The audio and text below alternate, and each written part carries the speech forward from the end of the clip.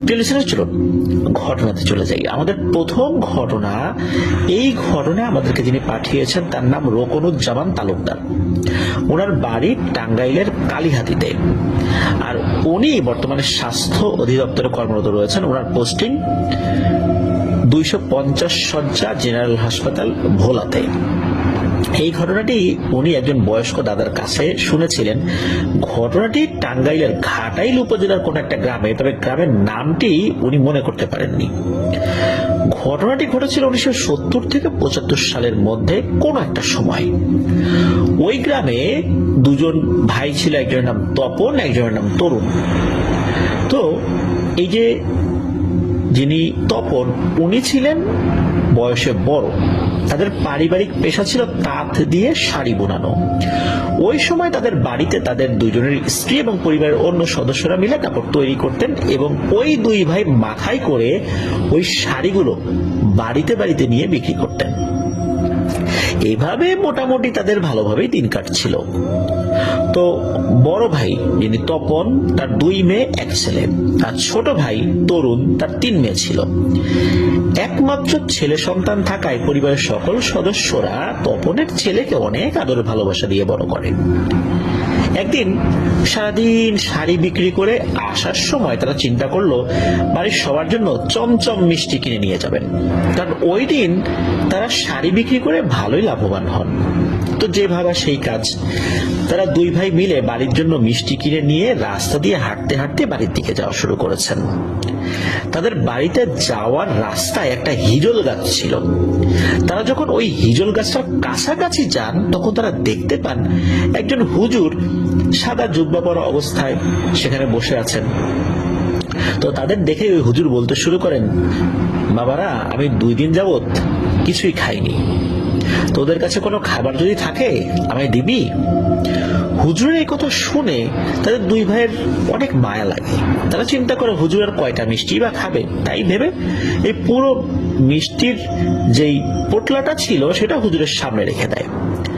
হুজুর আস্তে আস্তে একটা একটা করে সবগুলো মিষ্টি খেয়ে ফেলে। তারপরেও এই 2 ভাই তেমন কিছু মনে করে না, চিন্তা করে ক্ষুধার্ত মানুষ খেয়েছে, তাতে কি, তাদের পুণ্য হয়েছে। আর তারা কিন্তু দুজন হিন্দু ধর্মাবলম্বী ছিলেন, আর হুজুরকে দেখেই বোঝা যাচ্ছে উনি মুসলিম। আর এই যে হিন্দু মুসলিমের পার্থক্য কিন্তু করেন নাই। তাদের কাছে মূল কথাই ছিল যে একজন ক্ষুধার্ত মানুষ, সে যেই ধর্মেরই হোক না কেন, তাকে খাওয়াতে হবে। তো ওই চিন্তা করেই মূলত তারা ওই হুজুরকে খাবার খাইয়েছিলেন। তো যাই হোক, ব্যাপার যেটা হয় সেটা হচ্ছে, এই খাবারটা খাওয়ার পর ওই যে যিনি হুজুর, উনি তো বলেছেন যে তোদের ব্যবহারে সত্যি আমি খুব খুশি হয়েছি, আর আমি তোদের জন্য দোয়া করব। তো এ কথা শোনার পর ওই 2 ভাই তপন এবং তরুণ তারা বলেন যে হুজুর, আপনার মনে হয় ক্ষুধা যায়নি, আপনি 2 দিন না খেয়েছিলেন, মিষ্টিতে কি আর পেট ভরে? ভাত মাছ তো খাওয়া দরকার, তাই না? আপনি কিছু মনে না করলে চলেন আমাদের সাথে আমাদের বাড়িতে যা রান্না হয়েছে তাই দিয়েই আপনাকে আপ্যায়ন করব, আপনি যাবেন আমাদের সাথে? হুজুর তাদের এই ব্যবহারে আরো খুশি হন, মুচকি হাসি দিয়ে বলেন, আমার খাওয়া হয়ে গেছে, তোরা বাড়িতে চলে যা। তো তারা দুজন হুজুরের কাছ থেকে বিদায় নিয়ে চলেও আসেন। ওই দিন রাতে একটা ঘটনা ঘটে। তারা 2 ভাই স্বপ্নে দেখেন ওই যে হুজুর, ওই হুজুর তাদের স্বপ্নে এসেছেন, এসে তাদের নাম ধরে ডাকছে, তপন তরুণ নাম ধরে ডাকছে, আর বলছেন যে আজকে তোদের ব্যবহারে আমি অনেক খুশি হয়েছি, সত্যি তোদের মনটা অনেক বড়, তোদেরকে তো আমি কিছু দিলাম না, শুধু আমাকে দিয়েই গেলি, খাবার খাইয়েই গেলি, পরিবারের জন্য নিয়ে আসা মিষ্টিটা সবগুলোই তো আমি খেয়ে ফেললাম, তোদের তো কিছু উপঢৌকন আমার দেওয়া দরকার, তাই না? তো ওই সময় তো দিতে পারলাম না। তাহলে শোন, আমি যেখানে বসেছিলাম আগামীকাল রাতের বেলা তোরা দুজন গিয়ে ঠিক সেইখানে ঘুরবি, সেখানে ঘোরার পর যে জিনিসটা পাবি সেটা তোরা নিবি, আর এটাই তোদের জন্য আমার পুরস্কার। আর মনে রাখবি, কখনো লোভ বা অহংকারকে মনের মধ্যে জায়গা দিবি না। এতটুকুই বলেছিলেন স্বপ্নের মধ্যে। তো তারা যখন দুজনই সকালে উঠে এই স্বপ্নের কথা একে অন্যকে জানায়, তারা দুজনই আশ্চর্য হয়ে যায় যে আমরা দুজন একই সাথে একই স্বপ্ন দেখেছি। আর চিন্তা করে যে দেখি না কি হয়, সকালবেলা রাতের বেলা যাব, গিয়ে ওখানে ঘুরবো। তো তারা দুই ভাই পরের দিন কাপড় টাপড় বিক্রি করেছে, প্রতিদিন যেটা করে আর কি। রাতের বেলা দুজন সেখানে গিয়েছেন। তো হুজুরের কথা মতো ওই জায়গাটাতে তারা ঘুরেছেন যেখানে হুজুর গতদিন বসা ছিল। তো অল্প কিছুক্ষণ ঘোরার পর তারা একটা কাপড় দিয়ে আটকানো, মানে মুখ আটকানো একটা কলস পায়। তো ওই কলসটা যখন ওই কাপড় উপর থেকে কাপড়টা খুলেছে, তখন দেখতে পায় যে ওর মধ্যে স্বর্ণের পয়সা, স্বর্ণের গহনা এগুলো রয়েছে। তো তারা তো এটা দেখে খুবই অবাক হয় এবং খুশিও হয়। দুজন সেগুলো বাড়িতে নিয়েও চলে আসে। এভাবেই কেটে যায় কয়েক বছর। তারা দুই ভাই আস্তে আস্তে গ্রামের মধ্যে বেশ সম্পদশালী বা প্রভাবশালী ব্যক্তিও হয়ে ওঠে। কিন্তু তারা তাদের যেই প্রফেশন, মানে পেশা, সেটাকে কিন্তু ছাড়েন নাই, বরং ওই প্রফেশনটা বা ওই ব্যবসাটাকে তারা আরো বড় করেছেন। একসময় এই দুই ভাই পৃথক পৃথক ভাবে তারা ব্যবসা শুরু করেন। এর মধ্যে ব্যবসা দুজনেরই অনেক বড় হয়ে যায়। এর মধ্যে বড় ভাই তরুণ, তার কাপড়ের কারখানায় আগুন লেগে যায় কোন একটা কারণে। তো নিমেষেই সব জ্বলে পুড়ে শেষ হয়ে যায়। এদিকে ছোট ভাই তরুণ, যে তার ব্যবসা কিন্তু ভালোই চলছিল এই সময়, তার কাপড়ের নাম ডাকো চারপাশে ছড়িয়ে পড়ে। তো একদিন বড় ভাই ছোট ভাইয়ের কাছে যায় কিছু টাকার জন্য, গিয়ে বলে আমাকে কিছু টাকা ধার দে, আবার তো ব্যবসাটা শুরু করতে হবে, আমি আস্তে আস্তে তোকে পরিশোধ করে দেব। কিন্তু নিজের আপন ভাই হওয়া সত্ত্বেও ছোট ভাই তরুণ সে কিন্তু তপনকে সরাসরি না করে দেয়, বলে আমার কাছে কোনো টাকা নেই। ছোট ভাইয়ের এই ব্যবহারে বড় ভাই কিন্তু খুব মনে কষ্ট পায়। রাতে এসে এই ঘটনা সে তার স্ত্রীকে খুলে বলে। তার স্ত্রী ছিল অনেক ভালো এবং উদার মনের মানুষ, সে এগুলো নিয়ে তাকে চিন্তা করতে মানা করে। কিন্তু বড় ভাই তরুণ সে তো কোনোভাবেই ছোট ভাইয়ের এই ব্যবহার ভুলতে পারছিল না। সে চিন্তা করে যে দুজন একসাথে ব্যবসা শুরু করলাম, একে অন্যের বিপদে সবসময় সাহায্য করেছি, আমি ছোট ভাইয়ের বিপদে সবসময় সাহায্য করেছি, আজ আবার এই সময় ছোট ভাই সাহায্য করলো না, অথচ তার কাছে টাকা আছে। তো এই সমস্ত জিনিস চিন্তা করতে করতে তার মধ্যে এক ধরনের প্রতিশোধের নেশা চেপে বসে। সেই চিন্তা থেকে বড় ভাই তপন সে কি করেছে, তাদের কয়েক গ্রাম পরে একটা গ্রাম ছিল, সেখানে একজন তান্ত্রিক ছিল। সেই তান্ত্রিক নাকি কামরূপ কামাখ্যা থেকে তন্ত্র মন্ত্র সাধনা করে এসেছিল। তো তার কাছে যায়, গিয়ে সব কথা খুলে বলে সে তার ছোট ভাইকে কঠিন একটা শাস্তি দিতে চায়। তো তান্ত্রিক সব কথা শোনার পর বলে যে ঠিক আছে, আমি আমার জায়গা থেকে কাজ করে দিব, আমাকে কি দিবি? তখন বড় ভাই তপন বলে তুমি কি চাও বলো। তখন ওই তান্ত্রিক বলে এখন কিছু চাই না, কাজ হোক তখন তোর কাছ থেকে আমি চেয়ে নেবো, আর যখন চাইবো তখন আমাকে দিবি তো? তখন বড় ভাই তপন বলে হ্যাঁ অবশ্যই দেবো, মানে আবেগের বশে রাজি হয়ে যায়। তখন ওই তান্ত্রিক বলে তুই তোর ভাইয়ের কয়েকটা চুল আর সে যে গামছা বা লুঙ্গি ব্যবহার করে সেটার কয়েকটা সুতা আমাকে এনে দিবি, তারপর যা করার আমি করব, তোর আর কোনো কাজ নাই। কিন্তু মনে রাখিস আমি কিন্তু কাজ হওয়ার পর যেটা চাইবো তোকে কিন্তু সেটা দিতেই হবে। বড় ভাই তপন কোনো চিন্তা ভাবনা না করেই বলে আপনি যা চাইবেন বলছি তো সেটা আমি দিব, যেভাবেই হোক আমার ভাইকে শিক্ষা দিতেই হবে। বড় ভাই তপন পরের দিনই তান্ত্রিকের কথা মতো সেই জিনিসগুলো ম্যানেজ করে তান্ত্রিকের হাতে তুলে দেয়। এর কয়েকদিন পর থেকেই ছোট ভাই তরুণ অসুস্থ হতে থাকে।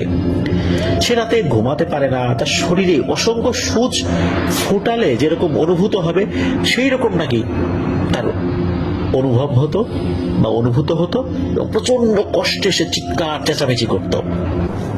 ব্যবসা বাণিজ্য তো অনেক বৃদ্ধি করেছিল, টাকা পয়সারও কোনো সমস্যা ছিল না, অনেক ডাক্তার কবিরাজের কাছে যায়, তান্ত্রিকের কাছে যায়, কিন্তু না, কোনো কাজ হয় না।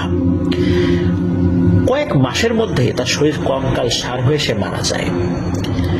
ভাইয়ের এমন মৃত্যুতে বড় ভাই তপন কষ্ট পেলেও সে তার প্রতিশোধ নিয়েছে বলে মনে মনে শান্তি পায়। যথাযথভাবে ধর্মীয় নিয়ম মেনে তরুণের শরীর দাহ করা হয়। এখন কাজ তো শেষ, এখন তান্ত্রিকের কাছে গিয়েছে, তান্ত্রিক কি চাই সেটা দেবে। ভেবেছিল তান্ত্রিক টাকা পয়সা চাইবে, কিন্তু তান্ত্রিক যে জিনিসটা চায় এটা শুনে তো বড় ভাই তপনের মাথায় আকাশ ভেঙে পড়ে। সেই তান্ত্রিক ছিল অত্যন্ত দুষ্টু স্বভাবের।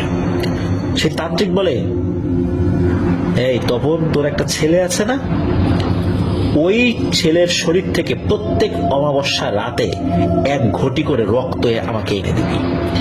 এই কথা শোনার পর তপন তো আকাশ থেকে পড়ে, বলে একই কথা, আমার ছেলের শরীর থেকে প্রতি অমাবস্যা রাত্রে 1 ঘটি রক্ত এনে দেবো, মানে এর কি সম্ভব?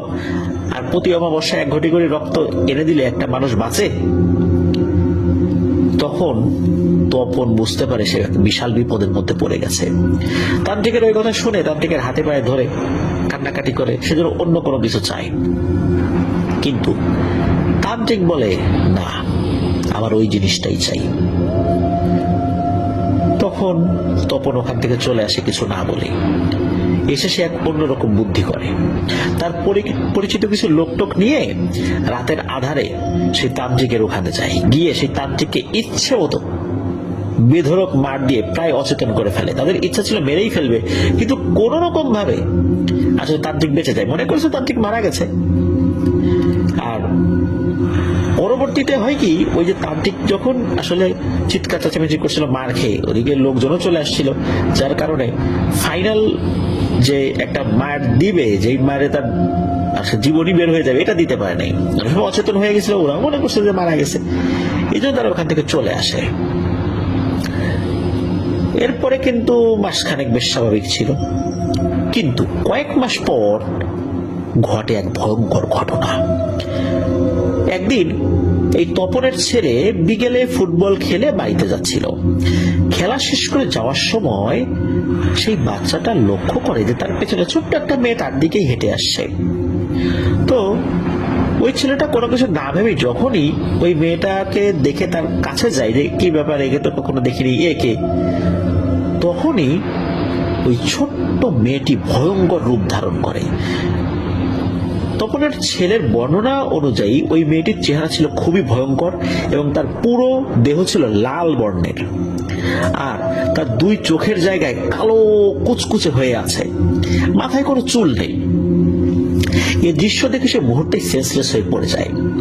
পরে গ্রামের কয়েকজন মানুষ ধরাধরি করে তাকে বাড়িতে নিয়ে আসে। পরে যখন সে সুস্থ হয় তখন সে তার সাথে ঘটে যাওয়া ঘটনাটি সকলকে খুলে বলে। বাড়ির সবাই মনে করে হয়তো গরমে খেলাধুলা করেছে তাই এমনটা হয়েছে, তারা তেমন কিছু মনে করে না। কিন্তু এদিকে বাচ্চার জ্বর উঠেছে, জ্বর কোনোভাবেই কমে না, আর তার আচরণের মধ্যে অনেক পরিবর্তন আসতে থাকে। আস্তে আস্তে তার মেজাজ খিটখিটে হতে থাকে, মুখের ভাষাও অনেক খারাপ হয়ে যায়। যাকে দেখে তাকেই মারতে আসে, আর তাকে রান্না করা জিনিস দিলে খায় না, ছুঁড়ে ফেলে দেয়। কাঁচা শাকসবজি, এমনকি হাঁস মুরগিগুলোকেও সে ঘাড় মোটকে কামড় দিয়ে রক্ত খাইতে শুরু করে। পরে বাড়ির সবাই মিলে তার এই ব্যবহারে শেকল দিয়ে বেঁধে রাখে বাধ্য হয়ে। আর ওই তপন, বড় ভাই তপন, তার স্বপ্নে একদিন সে ওই তান্ত্রিককে দেখে। সে দেখে ওই তান্ত্রিক তাকে বলছে, কেবল তো শুরু রে তপন, তোর বংশ আমি নির্বংশ করব, কিন্তু একটা একটা করে, ছোট থেকে বড়, আর সবার পরে তুই। এরপরের দিনই তপন নানা রকমের তান্ত্রিকের কাছে যায়, কয়েকজনকে বাড়িতে নিয়েও আসে, কিন্তু যেই আসে সে তার ছেলেকে দেখে ভয়ে বলে, ওরে বাপরে, এই কাজ আমার না, এই কাজ আমি পারবো না, এটা নিয়ে কিছু করতে গেলেই মুহূর্তের মধ্যেই মরে যাব। তোমার ছেলেকে ভয়ঙ্কর শক্তিশালী পিশাচ ধরেছে। এই পিশাচের একমাত্র লক্ষ্য হলো রক্ত নেয়া। রক্ত নিতে নিতে একটা সময় শরীরটা রক্ত শূন্য হয়ে পড়ে এবং সে মারা যায়। এদিকে ছেলের অবস্থা তো দিন দিন আরো খারাপ হতে থাকে, শরীরটা ফ্যাকাশে হতে থাকে, মনে হচ্ছে শরীরে রক্ত নাই, কিন্তু শরীরে কিন্তু কোথাও কোনো চিহ্ন নেই যেই দিক দিয়ে রক্ত বের হয়ে যেতে পারে। এরই মধ্যে হঠাৎ করে মনে পড়ে সেই হুজুরের কথা, অনেকদিন হয়ে গেছে। তখন আর দেরি না করে সেই হিজল গাছের নিচে যায়, গিয়ে বসে থাকে, কিন্তু কোনো কাজ হয় না, হুজুরকে আর পায় না। এইভাবে 1 দিন 2 দিন 3 দিন যায়, 4 দিনের দিন বাজার থেকে মিষ্টি চমচম নিয়ে আসে, কিন্তু তারপরও দেখা পায় না। সে গাছের নিচে বসে চিৎকার করে কাঁদতে থাকে, কিন্তু হুজুরের আর দেখা পায় না। পরের দিন রাতের বেলা আবার এসে অঝোর ধারায় কাঁদতে থাকে সেই গাছের নিচে। খুব অনুতপ্ত হয় যে কি করলাম, নিজের ভাইকে এইভাবে মেরে ফেললাম কালো জাদু করে। তো এইভাবে কাঁদতে কাঁদতেই ওই গাছের নিচে ঘুমিয়ে পড়ে। হঠাৎ আতরের মিষ্টি গন্ধে তার ঘুম ভাঙে। চোখ খুলে দেখেন সেই হুজুর। হুজুর কিছু বলার আগেই সেই হুজুরের পায়ে পড়ে যায়, অঝোর ধারায় কাঁদতে থাকে, আর পাগলের মতো অনুতপ্ত হয়ে বিলাপ করতে থাকে তখন হুজুর বলেন যে তুই তো অনেক বড় পাপ করে ফেলেছিস রে, কিন্তু তুই যখন অনুতপ্ত হয়েছিস তখন আমার যেটা করার দরকার আমি করব। আমি সব জানি, কারণ আমি যাকে একবার পছন্দ করি সবসময় তার খোঁজ খবর রাখি। আমি চাইলে পরিতোষের জন্য, মানে তরুণের আরেকটা নাম ছিল, তো ওই তরুণের জন্য কিছু করতে পারতাম, কিন্তু লোভ অহংকার ওর মধ্যে পেয়ে বসেছিল, আর এটার কারণেই আসলে ওর পতন হয়েছে। কাল তুই তোর ছেলেকে নিয়ে এখানে আসবি, বাকিটা আমি দেখব বলে হুজুর ওখান থেকে চলে যান। কিন্তু পরের দিন ঘটে আর এক বিপত্তি। কোনোভাবেই তপন তার ছেলেকে নিয়ে সেই গাছের কাছে, মানে হিজল গাছের কাছে নিতে পারছিলেন না। পরে 7-8 জন মিলে টেনে হিচড়ে শেকল দিয়ে বেঁধে সেই গাছের নিচে নিয়ে এসে দেখেন সে হুজুর বসে আছেন গাছের নিচে দিনের বেলাতেই। তো হুজুরকে দেখে ছেলেটা না একদম শান্ত হয়ে যায়, মনে একদম শিশু, একদম স্বাভাবিক। হুজুর কোনো কথা বলেন না। তার ডান সাইডের একটা কাপড়ের পোটলা থেকে একটা ছোট্ট কাচের বোতল বের করেন। যখনই কাচের বোতল বের করেছেন উনি, তখনই ছেলেটা বলে ওঠে, আমাকে মারবেন না, আমাকে ক্ষমা করে দিন, আমি এখনই একে ছেড়ে চলে যাচ্ছি। কিন্তু হুজুর বলেন, আমি তোকে ছেড়ে দিতাম যদি তুই ছোট নাবালককে কষ্ট না দিয়ে বড় কোনো মানুষের উপর ভর করতি, তাহলে তোকে ছেড়ে দিতাম। আর তোর অপরাধের একমাত্র শাস্তি মৃত্যু। তখন ওই যে পিশাচ যেটা ওই ছেলের উপর ভর করেছিল, সে বলে ওঠে, আচ্ছা আমাকে না হয় মারবেন, আর ওই যে তান্ত্রিক ওর কি হবে, আমি তো তার হুকুমে কাজ করেছি। তখন ওই হুজুর বলে, আমি ওর ব্যবস্থা করেই এখানে এসেছি। এই বলে যখনই কাচের বোতল থেকে কয়েক ফোঁটা পানি ছুঁড়ে মেরেছে তপনের ছেলের দিকে, মুহূর্তেই তার শরীর থেকে কালো ছায়ের মতো কি যেন চারদিকে ছড়িয়ে পড়ে। প্রচন্ড জোরে এক চিৎকার দিয়ে ছেলেটা মাটিতে পড়ে যায়, আর মনে হলো ছেলেটার শরীর থেকে কিছু একটা বের হয়ে গেল, কালো একটা ধোঁয়ার মতো।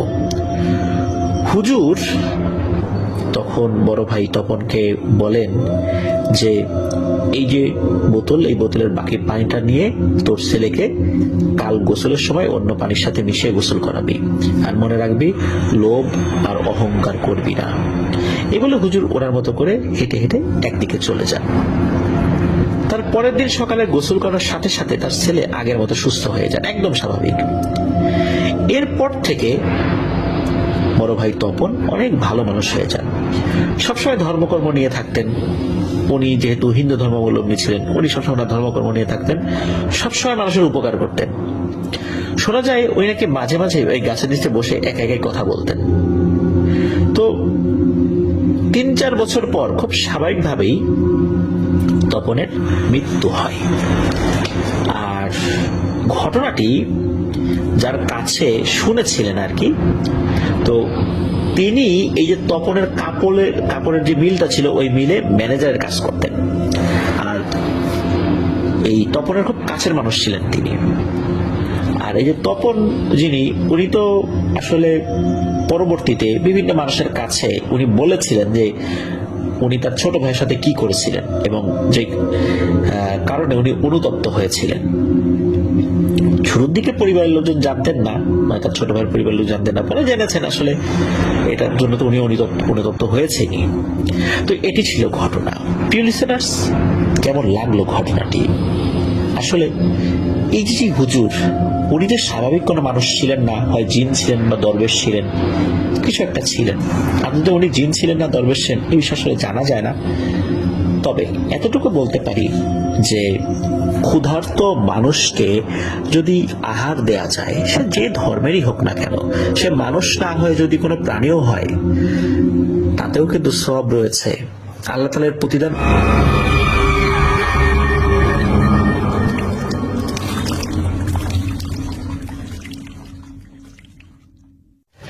প্রিয় লিসেনার্স, কুষ্টিয়া জেলার সদর উপজেলার পেয়ারাতলা নামক স্থানের ইসলাম ভাইয়ের কথা নিশ্চয়ই আপনাদের মনে রয়েছে, যিনি ইউএসএইডে চাকরি করেন। ওনার বেশ কয়েকটি ঘটনা কিন্তু ইতোমধ্যে আমরা প্রচার করেছি। ওনার নিজের সাথে ঘটে যাওয়া, তারপর বঙ্গোপসাগরে যে সমস্ত ট্রলারগুলো মাছ ধরতে যায়, এমন একটি ট্রলারের দুর্দান্ত একটি ভয়ের ঘটনা আমরা কিন্তু প্রচার করেছিলাম। এবার ওনার আরো একটি ঘটনা আমরা প্রচার করতে চাই। উনি যেহেতু ইউএসএইডে চাকরি করেন, সেই সুবাদে কিন্তু অনেক ধরনের প্রজেক্টে ওনাকে কাজ করতে হয়। উনি বর্তমানে ফরিদপুরে রয়েছেন, তবে উনি কক্সবাজারের উখিয়া যেই রোহিঙ্গা ক্যাম্প রয়েছে সেখানে ইউএসএইড থেকে একটি কাজে নিযুক্ত ছিলেন।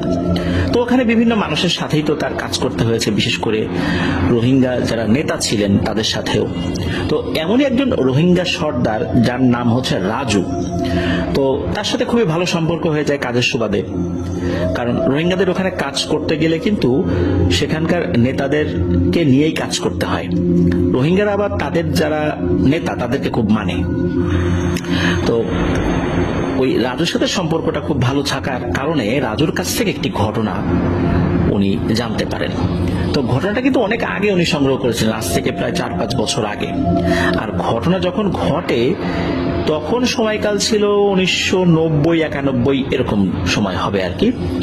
আর এটা হয়েছিল ওই রাখাইন রাজ্যের কানাইয়া বা এই টাইপের একটা নাম আর কি, গ্রামের নাম। এক্সাক্ট গ্রামের নামটা আসলে বোঝা যায় নাই, তো ওনার যতটুকু মনে পড়েছে উনি এইভাবে বলেছেন আর কি, কানকিয়া বা কানাইয়া এই টাইপের একটা নাম হবে আর কি। তো ওই গ্রামে সবকিছু ভালোই চলছিল। ওখানে সিংহভাগই মুসলিম ছিলেন আর কি, কিছু হিন্দু পরিবারও সেখানে ছিল, সবকিছু স্বাভাবিক ছিল। তো হঠাৎ করে একটা সমস্যা দেখা দেয়। সমস্যাটা খুব মর্মান্তিক এবং ভয়াবহ বটে। সেটা হলো, হঠাৎ করে ওই গ্রামের শিশু বাচ্চা মিসিং হচ্ছিল, এবং যে বাচ্চাগুলো মিসিং হয় 2-3 দিন পর বা একদিন পর মাথাবিহীন দেহটাকে পাওয়া যেত, বিভিন্ন জায়গায় পড়ে থাকতো আর কি। তো শিশুরাই যে শুধু নিখোঁজ হচ্ছিল বা মিসিং হচ্ছিল বিষয়টা এরকম নয়। 15 থেকে 22-23 বছর বয়সী যে যুবতী নারীরা ছিলেন, এনারাও মিসিং হচ্ছিলেন, এবং একই রকম ভাবে তাদেরও মাথাবিহীন দেহ খুঁজে পাওয়া যেত 1-2 দিন পরে। তো এরকম যখন শুরু হলো তখন গ্রামের মধ্যে একটা আতঙ্ক বিরাজ করা শুরু করলো, এটা কি। কিন্তু সমস্যা যেটা সেটা হলো যে এই সমস্যা সমাধানের জন্য তারা যে পদক্ষেপ নেবেন বা তারা নিজেদের বাড়িতে সতর্কতামূলক ব্যবস্থা যে নেন নাই, বিষয়টা এরকম না। ঘরের দরজা জানলা বন্ধ থাকলেও কিভাবে বাচ্চা মিসিং হয়, কিভাবে একটা পূর্ণবয়স্ক যুবতী নারী মিসিং হয়, কিন্তু ঘরের দরজা জানলা বন্ধ, তাহলে তারা কিভাবে গেল? ঘরের ভেতর থেকে লক করা, কিন্তু এই বাচ্চাগুলো বা এই মহিলাগুলো উধাও হচ্ছে বা কিভাবে, কে মারছে তাদের? তো এভাবে যদি চলতে থাকে তাহলে তো গ্রাম উজাড় হয়ে যাবে, গ্রাম শেষ হয়ে যাবে একদম। গ্রাম একটা বিভীষিকাময় পরিবেশ পরিস্থিতির দিকে চলে গিয়েছে ইতোমধ্যে। তখন গ্রামের যিনি মোড়ল বা মাতব্বর গোছের আর কি, তিনি ছিলেন এই রাজুরই আত্মীয়, তো রাজুর দাদা আর কি সম্পর্কে। তো একটা সালিশ বসানো হয় কি করা যায় বিষয়টা নিয়ে। তো গ্রামের যারা মান্যবর ব্যক্তি ছিলেন সবাই মিলে পরামর্শ করেন। রাজুর দাদা তিনিও এই বিষয়ে সম্মতি দেন যে পাহারা বসাতে হবে। পাহারা বসানো হয়, কিন্তু লাভ নাই, একই ঘটনা ঘটতে থাকে। পাহারা বসিয়েও কোনো লাভ হচ্ছে না। তো এই ধরনের সমস্যা কিন্তু চলছে। তবে হ্যাঁ, পাহারা বসানোর পর একটা লাভ হয়েছিল, সেটা হচ্ছে কোনো যুবতী নারী মিসিং না হলেও শিশু বাচ্চাদের মিসিং হওয়া কিন্তু থামানো যাচ্ছিল না। শুধু ওই পাহারারত যেই লোকজন ছিল তারা যখন থেকে পাহারা দেওয়া শুরু করেছে তখন থেকে যুবতী নারীরা মিসিং হওয়া বন্ধ হয়ে গেছে। এতটুকু উপকার হয়েছে। এখন পরিপূর্ণ সমাধান তো হলো না। ওনারা ওনাদের মতো করে গ্রামে যেই পুরোহিত ছিল, তান্ত্রিক ছিল বা অন্য যারা হুজুররা ছিল তাদের সাথে যে যার মতো কথা বলেছে। এমন কোনো উপায় নাই যে ওনারা বাদ দেন নাই যে আসলে ব্যাপারটা কি, কোনো অশুভ শক্তির নজর পড়ে নাই তো, নাকি অন্য কেউ বা কোনো মানুষই এই কাজ করছে। অনেক সময় শোনা যায় না যে কোনো ব্রিজ হচ্ছে, এটা হচ্ছে সেটা হচ্ছে, সেখানে মাথা লাগবে মানুষের, এরকম কোনো কিছু হচ্ছে না তো, কোনো মানুষ এই কাজ করছে না তো। বিভিন্ন ধরনের কথাবার্তায় তারা নিজেদের মধ্যে আলোচনা করছিলেন, কিন্তু সমাধানে আসতে পারছিলেন না। তো যাই হোক, এরই মধ্যে ঘটে আরো একটি ঘটনা। ওই গ্রামেরই একজন হিন্দু ভদ্রলোক স্বাভাবিকভাবে মারা গিয়েছেন। তো তাকে তাদের যে শ্মশানটা, সেই শ্মশানে নিয়ে যাওয়া হয় দাহ করার জন্য। সন্ধ্যার পর থেকে দাহ করা শুরু হয়। তো ওই সময় আবার আকাশটা মেঘলা হয়ে ওঠে। তো যিনি পুরোহিত আর কি, যিনি এক জায়গায় বসে তন্ত্রমন্ত্র পাঠ করছিলেন, মানে যেই রিচুয়াল গুলো বা যেই যজ্ঞগুলো সাধারণত তাদের ধর্ম অনুযায়ী লাশ পোড়ানোর সময় করতে হয় সেটা করছিলেন। তো ওই শ্মশানের পাশেই তার একটা ছোট্ট ঝুপড়ি ঘর ছিল, উনি সেখানেই থাকতেন। ওনার কোনো পরিবার পরিজন ছিল না। এমনিতে মানুষের কাছে উনি ভদ্রলোক হিসেবে পরিচিত ছিলেন। তো উনি ওই রিচুয়ালটা করছেন, এদিকে আকাশে গুরুম গুরুম শব্দ হচ্ছে মেঘের। তখন ওই পুরোহিত বলেন যে আসলে লাশ তো অর্ধেক পোড়ানো হয়ে গেছে আর আকাশের অবস্থা ভালো না, আপনারা বাড়িতে চলে যান সবাই, আপনাদের কাজ তো শেষ। আর এই লাশ পোড়ানো হয়ে গেলে এই দেহের যে ভস্যটা মানে ছাইটা, এটা আমি একটা পাত্রে রেখে দেবো, আপনারা এসে নিয়ে যান। আপনাদের এখানে কষ্ট করে থাকার দরকার নেই, আমার ঘরই তো এখানে, আমি আর কোথায় যাব। আমি এই লাশটা পরিপূর্ণভাবে পুরানো পর্যন্ত আছি, আপনারা চলে যান। তো লোকজন দেখলো যে আসলেই তো যদি বৃষ্টি টিষ্টি চলে আসে, এখানে তো আশ্রয় নেওয়ার কোনো জায়গা নাই, আর পুরোহিতের ঘরের মধ্যেও তো এত লোক ঢোকাও যাবে না। তো ওনারা সিদ্ধান্ত নেন চলে যাবেন, যেহেতু পুরোহিত মশাই দায়িত্ব নিয়েছেন, আর পুরোহিতকে তো ওনারা সবাই ভালো করে চিনতেন। তো ওনারা সবাই ওখান থেকে চলে যাওয়া শুরু করেছে। তো বেশ খানিকটা পথ আগানোর পর ওই লাশের একজন আত্মীয়, তো ওনার মনে পড়েছে যে ওহো, একটা জিনিস তো ভুলে গেলাম, এই জিনিসটা তো আনা খুব দরকার ছিল। তো সেটা হলো যে ওই স্থান ত্যাগের পূর্বে অবশ্যই ওই লাশের ছাই নিতে হবে সাথে। কিন্তু ছাই তো সময় নেওয়া সম্ভব ছিল না, কারণ তখন তো পোড়ানো হয়নি। তখন ওই লোকটা চিন্তা করে যে লাশের ছাই নিতে হবে, বিষয়টা এরকম না, ওই যে খড়িগুলো পুড়ে গেছে সেখান থেকেও কিছু কয়লা বা কাঠ কয়লা বা এরকম কিছু ছাই নিলেও হবে। তো উনি অন্যদের সাথে কথা বলেন, অন্যরা সেটা সম্মতি দেন, ঠিক আছে যাও তুমি ওরকম কিছুই নিয়ে আসো তাহলে। তো উনি আবার একাই ওই দিকটাতে রওনা দিয়েছেন। তো উনি ওই দিকটাতে যাচ্ছেন, তো একদম শ্মশানের কাছাকাছি চলে আসছেন, দূর থেকে আগুন দেখা যাচ্ছে। তো কাছাকাছি যাওয়ার পর তখন উনি একটা দৃশ্য দেখেন।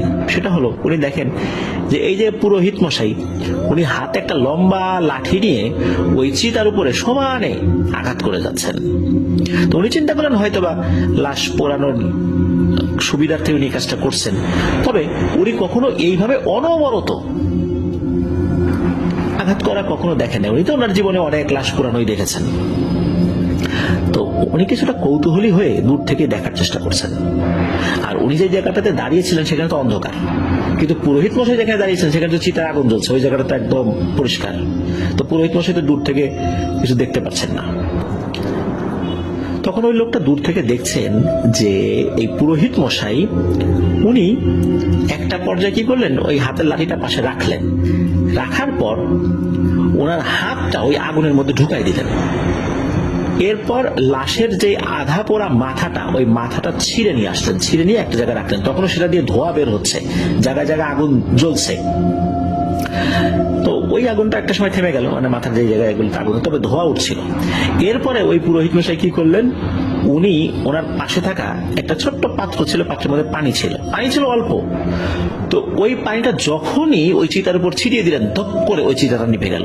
অথচ ওই চিতার আগুন নেভানোর জন্য না হলেও প্রায় 20 থেকে 30 কলস পানির দরকার ছিল, এত দাও দাও করে আগুন জ্বলছিল। বা কমপক্ষে 10-15 কলস তো হবেই, বড় বড় কলসের পানি দরকার ছিল। সেখানে ছোট্ট একটা পাত্রের পানি কিভাবে এই জ্বলন্ত চিতাটা নিভিয়ে দিল, উনি আরো অবাক হলেন। উনি দেখছেন দূর থেকে যে কি করেন আসলে।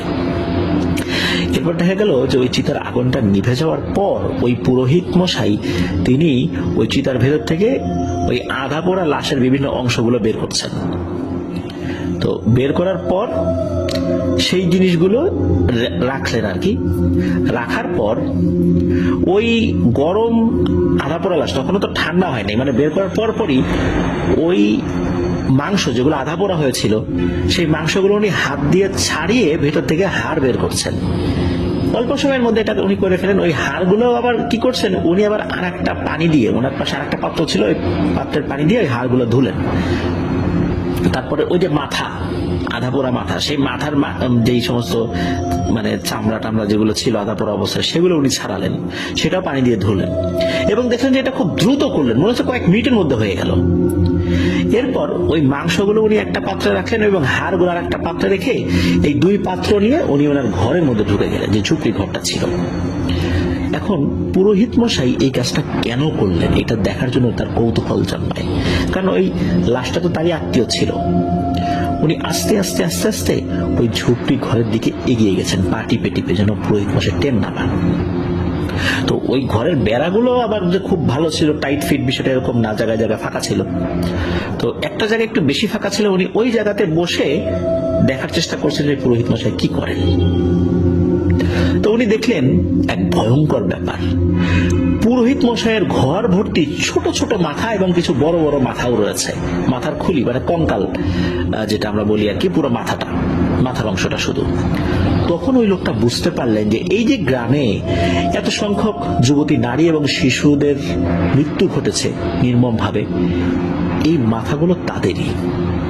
কিন্তু এই পুরোহিত মশাই কেন এই কাজটি করলেন, এটার তো উত্তর খুঁজে পেতে হবে। ওই লোকটি ওখানে বসে আছে, বসে দেখছে কি করে। তো উনি দেখলেন যে পুরোহিত মশাই উনি কি যেন পড়ছেন আর কি, মানে এমন এক টাইপের মন্ত্র উনি আওড়াচ্ছেন। কারণ যেই ব্যক্তিটা আসলে উনি এই তার আত্মীয়ের দেহভস্য নেওয়ার জন্য এগিয়ে এসেছিলেন, উনিও কিন্তু সংস্কৃত বিভিন্ন মন্ত্র জানতেন। কিন্তু উনি যেই টাইপের শব্দ শুনছিলেন, যে মন্ত্রগুলো শুনছিলেন, এই মন্ত্র না বাংলা, না হিন্দি, না উর্দু, না ফার্সি, না সংস্কৃত, কোনোটাই না। এটা খুবই দুর্বোধ্য এক ভাষা, যে ভাষায় তিনি মন্ত্র পাঠ করে যাচ্ছিলেন। আর তার সামনে এই যে পোড়া মাংসগুলো রাখা ছিল আর এই হাড়গুলো রাখা ছিল। উনি দেখলেন যে হঠাৎ করে ওই ঘরের মধ্যে একটা ঘূর্ণিপাক শুরু হলো। ঘূর্ণিঝড় যেভাবে একটা কোন আইসক্রিমের মতো, নিচ দিকে চিকন, উপর দিকে মানে একটা ফানেলের মতো আর কি, তো ওই রকম একটা ঘূর্ণিঝড় শুরু হলো। ঘূর্ণিঝড়টা কি করছে, ওনার ঘরের ভেতরে, মানে বাইরে না, ভেতরে চারদিকে ঘুরছে। ঘুরতে ঘুরতে ওনার সামনে এসে দাঁড়িয়ে গেল এবং সেটা দৃশ্যমান হলো। এটা এমন একটা অবয়ব ছিল, দেখতে মানুষের মতোই গড়ন, কিন্তু দেহটা একদম চিকন ছিপছিপে, আর গলাটা 3-4 ফুট লম্বা, আর মাথাটা অনেক ছোট, মানে বডির সাথে মাথার যেই আকার সেটার কোনো মিল নাই। তো এই অবয়বটা আসার পর ওই অবয়বটা কি করলো, ওই পুরোহিতের পায়ে সেজদা দিল, এরপর উঠে দাঁড়ালো। তারপর ওই পুরোহিত মশাই, তার পাশে একটা পাত্র ছিল, ওই পাত্রের মধ্যে দুধ জাতীয় সাদা কিছু রাখা ছিল, কি দুধ না অন্য কিছু, না সাদা অন্য কোনো তরল পদার্থ, এটা বলতে পারেন নাই ওই ব্যক্তি। তো ওই জিনিসটা ওই অবয়বের মাথায় ওই পুরোহিত মশাই ঢেলে দিল। এরপরে ওই অবয়বটা কথা বলা শুরু করলো। ওই অবয়বের কথার যে ল্যাঙ্গুয়েজটা ছিল সেটা ছিল দুর্বোধ্য, এটা প্রচলিত কোনো ভাষার মধ্যে ছিল না। আবার ওই পুরোহিত মশাই কিন্তু অবয়বের সাথে কথা বলছে, অনেকক্ষণ কথা বলছে, তাদের কথাবার্তা যেন থামছেই না। এদিকে কি হয়েছে, ওই যে গ্রামে যারা পাহারা দিত, এই পাহারা দেওয়ার দায়িত্বে যারা ছিলেন এদের মধ্যে একজন আবার হেঁটে হেঁটে ওই শ্মশানের পাশ দিয়ে আসছিলেন। হঠাৎ করে উনি দেখতে পান ওই পুরোহিত মশাইয়ের ঘরের পাশে কে যেন একজন বসে আছে। তখন ওই লোকটা আবার সন্দেহ করে যে এই লোকটা কে, পুরোহিত মশাইয়ের ঘরের পাশে বসে আছে কেন। তো উনি আবার দূর থেকে বিষয়টা বোঝার চেষ্টা করেন। তো অনেকক্ষণ ধরে বোঝার পর উনি চূড়ান্তভাবে সিদ্ধান্তে আসতে পারেন যে এই লোকটা আসলে ওখানে বসে কিছু দেখছে খুব মনোযোগ দিয়ে। এখন ওই লোকটা কি দেখছে এত মনোযোগ দিয়ে, এখন যদি তাকে ডাক দেয়া হয় তাহলে তো ওই লোকটা ওখান থেকে উঠে চলে যেতে পারে বা তার মনোযোগ নষ্ট হয়ে যেতে পারে। তো উনি কি দেখছেন এইটা দেখার জন্য ওই পাহারাদারেরও আগ্রহ সৃষ্টি হলো। সে কি করছে, পা টিপে টিপে গিয়ে ওই যে লোকটা বসে বসে দেখছিল লাশের আত্মীয়, তার মুখ চেপে ধরেছে। মুখ চেপে ধরে মানে বলছে শব্দ করা যাবে না, চুপ, কি দেখছো আমিও দেখবো। আর ওই যে যার মুখ চেপে ধরেছে এবং যে চেপে ধরেছে দুইজনই দুইজনের পরিচিত। দূর থেকে চেহারাটা আসলে বুঝতে পারেন না এইভাবে। তো যখন দেখেছে সবাই সবার পরিচিত, তখন দুইজনই কিন্তু মনোযোগ দিয়ে দেখার চেষ্টা করছেন। তো পাহারাদার যিনি এসেছেন উনিও দেখতে পারলেন যে এই ভয়ঙ্কর ঘটনা, এবং ওই পুরোহিত মশাইয়ের ঘর ভর্তি অসংখ্য মানুষের মাথা। তখন ওই দুইজনই ওখান থেকে দৌড় দিলেন, দৌড় দিয়ে সোজা গ্রামে ঢুকেছেন। ঢুকে আগে গ্রামের যিনি মাতুব্বর, এই যে রাজুর যিনি দাদা, তাকে ডেকে তুললেন, সব ঘটনা বললেন। সাথে সাথে আরো অনেক লোককে ওই সময় ডেকে আনা হলো। রাজুর দাদা সহ গ্রামের আরো অনেক লোকজন হাতে মশাল নিয়ে ওই পুরোহিত মশাইয়ের বাড়িতে গেলেন, মানে যেটা ঝুপড়ি ঘর। গিয়ে দেখলেন যে পুরোহিত মশাই কিছু একটা খাচ্ছে। খাচ্ছে বলতে যে মানুষের মাংস টাংস খাচ্ছে বিষয়টা এরকম না, উনি ওনার কোনো একটা খাবার খাচ্ছিলেন আর কি রাতের বেলা। তো ওখানে যাওয়ার পর পুরোহিত মশাই এই মানুষগুলোকে দেখে চমকে উঠেছেন এবং বুঝতে পেরেছেন যে ধরা পড়ে গেছেন উনি। তখন তাকে জিজ্ঞেস করা হয় যে তুমি এই কাজটা কেন করলা, সে কোনো উত্তর দেয় না। এখন গ্রামে অধিকাংশ পরিবারেই কিন্তু ছোট ছোট বাচ্চা কাচ্চা থাকে, প্রত্যেক পরিবার থেকেই একজন বা দুজন বাচ্চা কিন্তু এভাবে মিসিং হয়েছে। আর তারা যখন গিয়ে দেখলো তাদেরই বাচ্চাদের, তাদেরই বাড়ির কারো মেয়ে কারো বোন, তাদের মাথার কঙ্কালটা রাখা। কারো কি মাথা ঠিক থাকে, মেজাজ কি ধরে রাখতে পারে?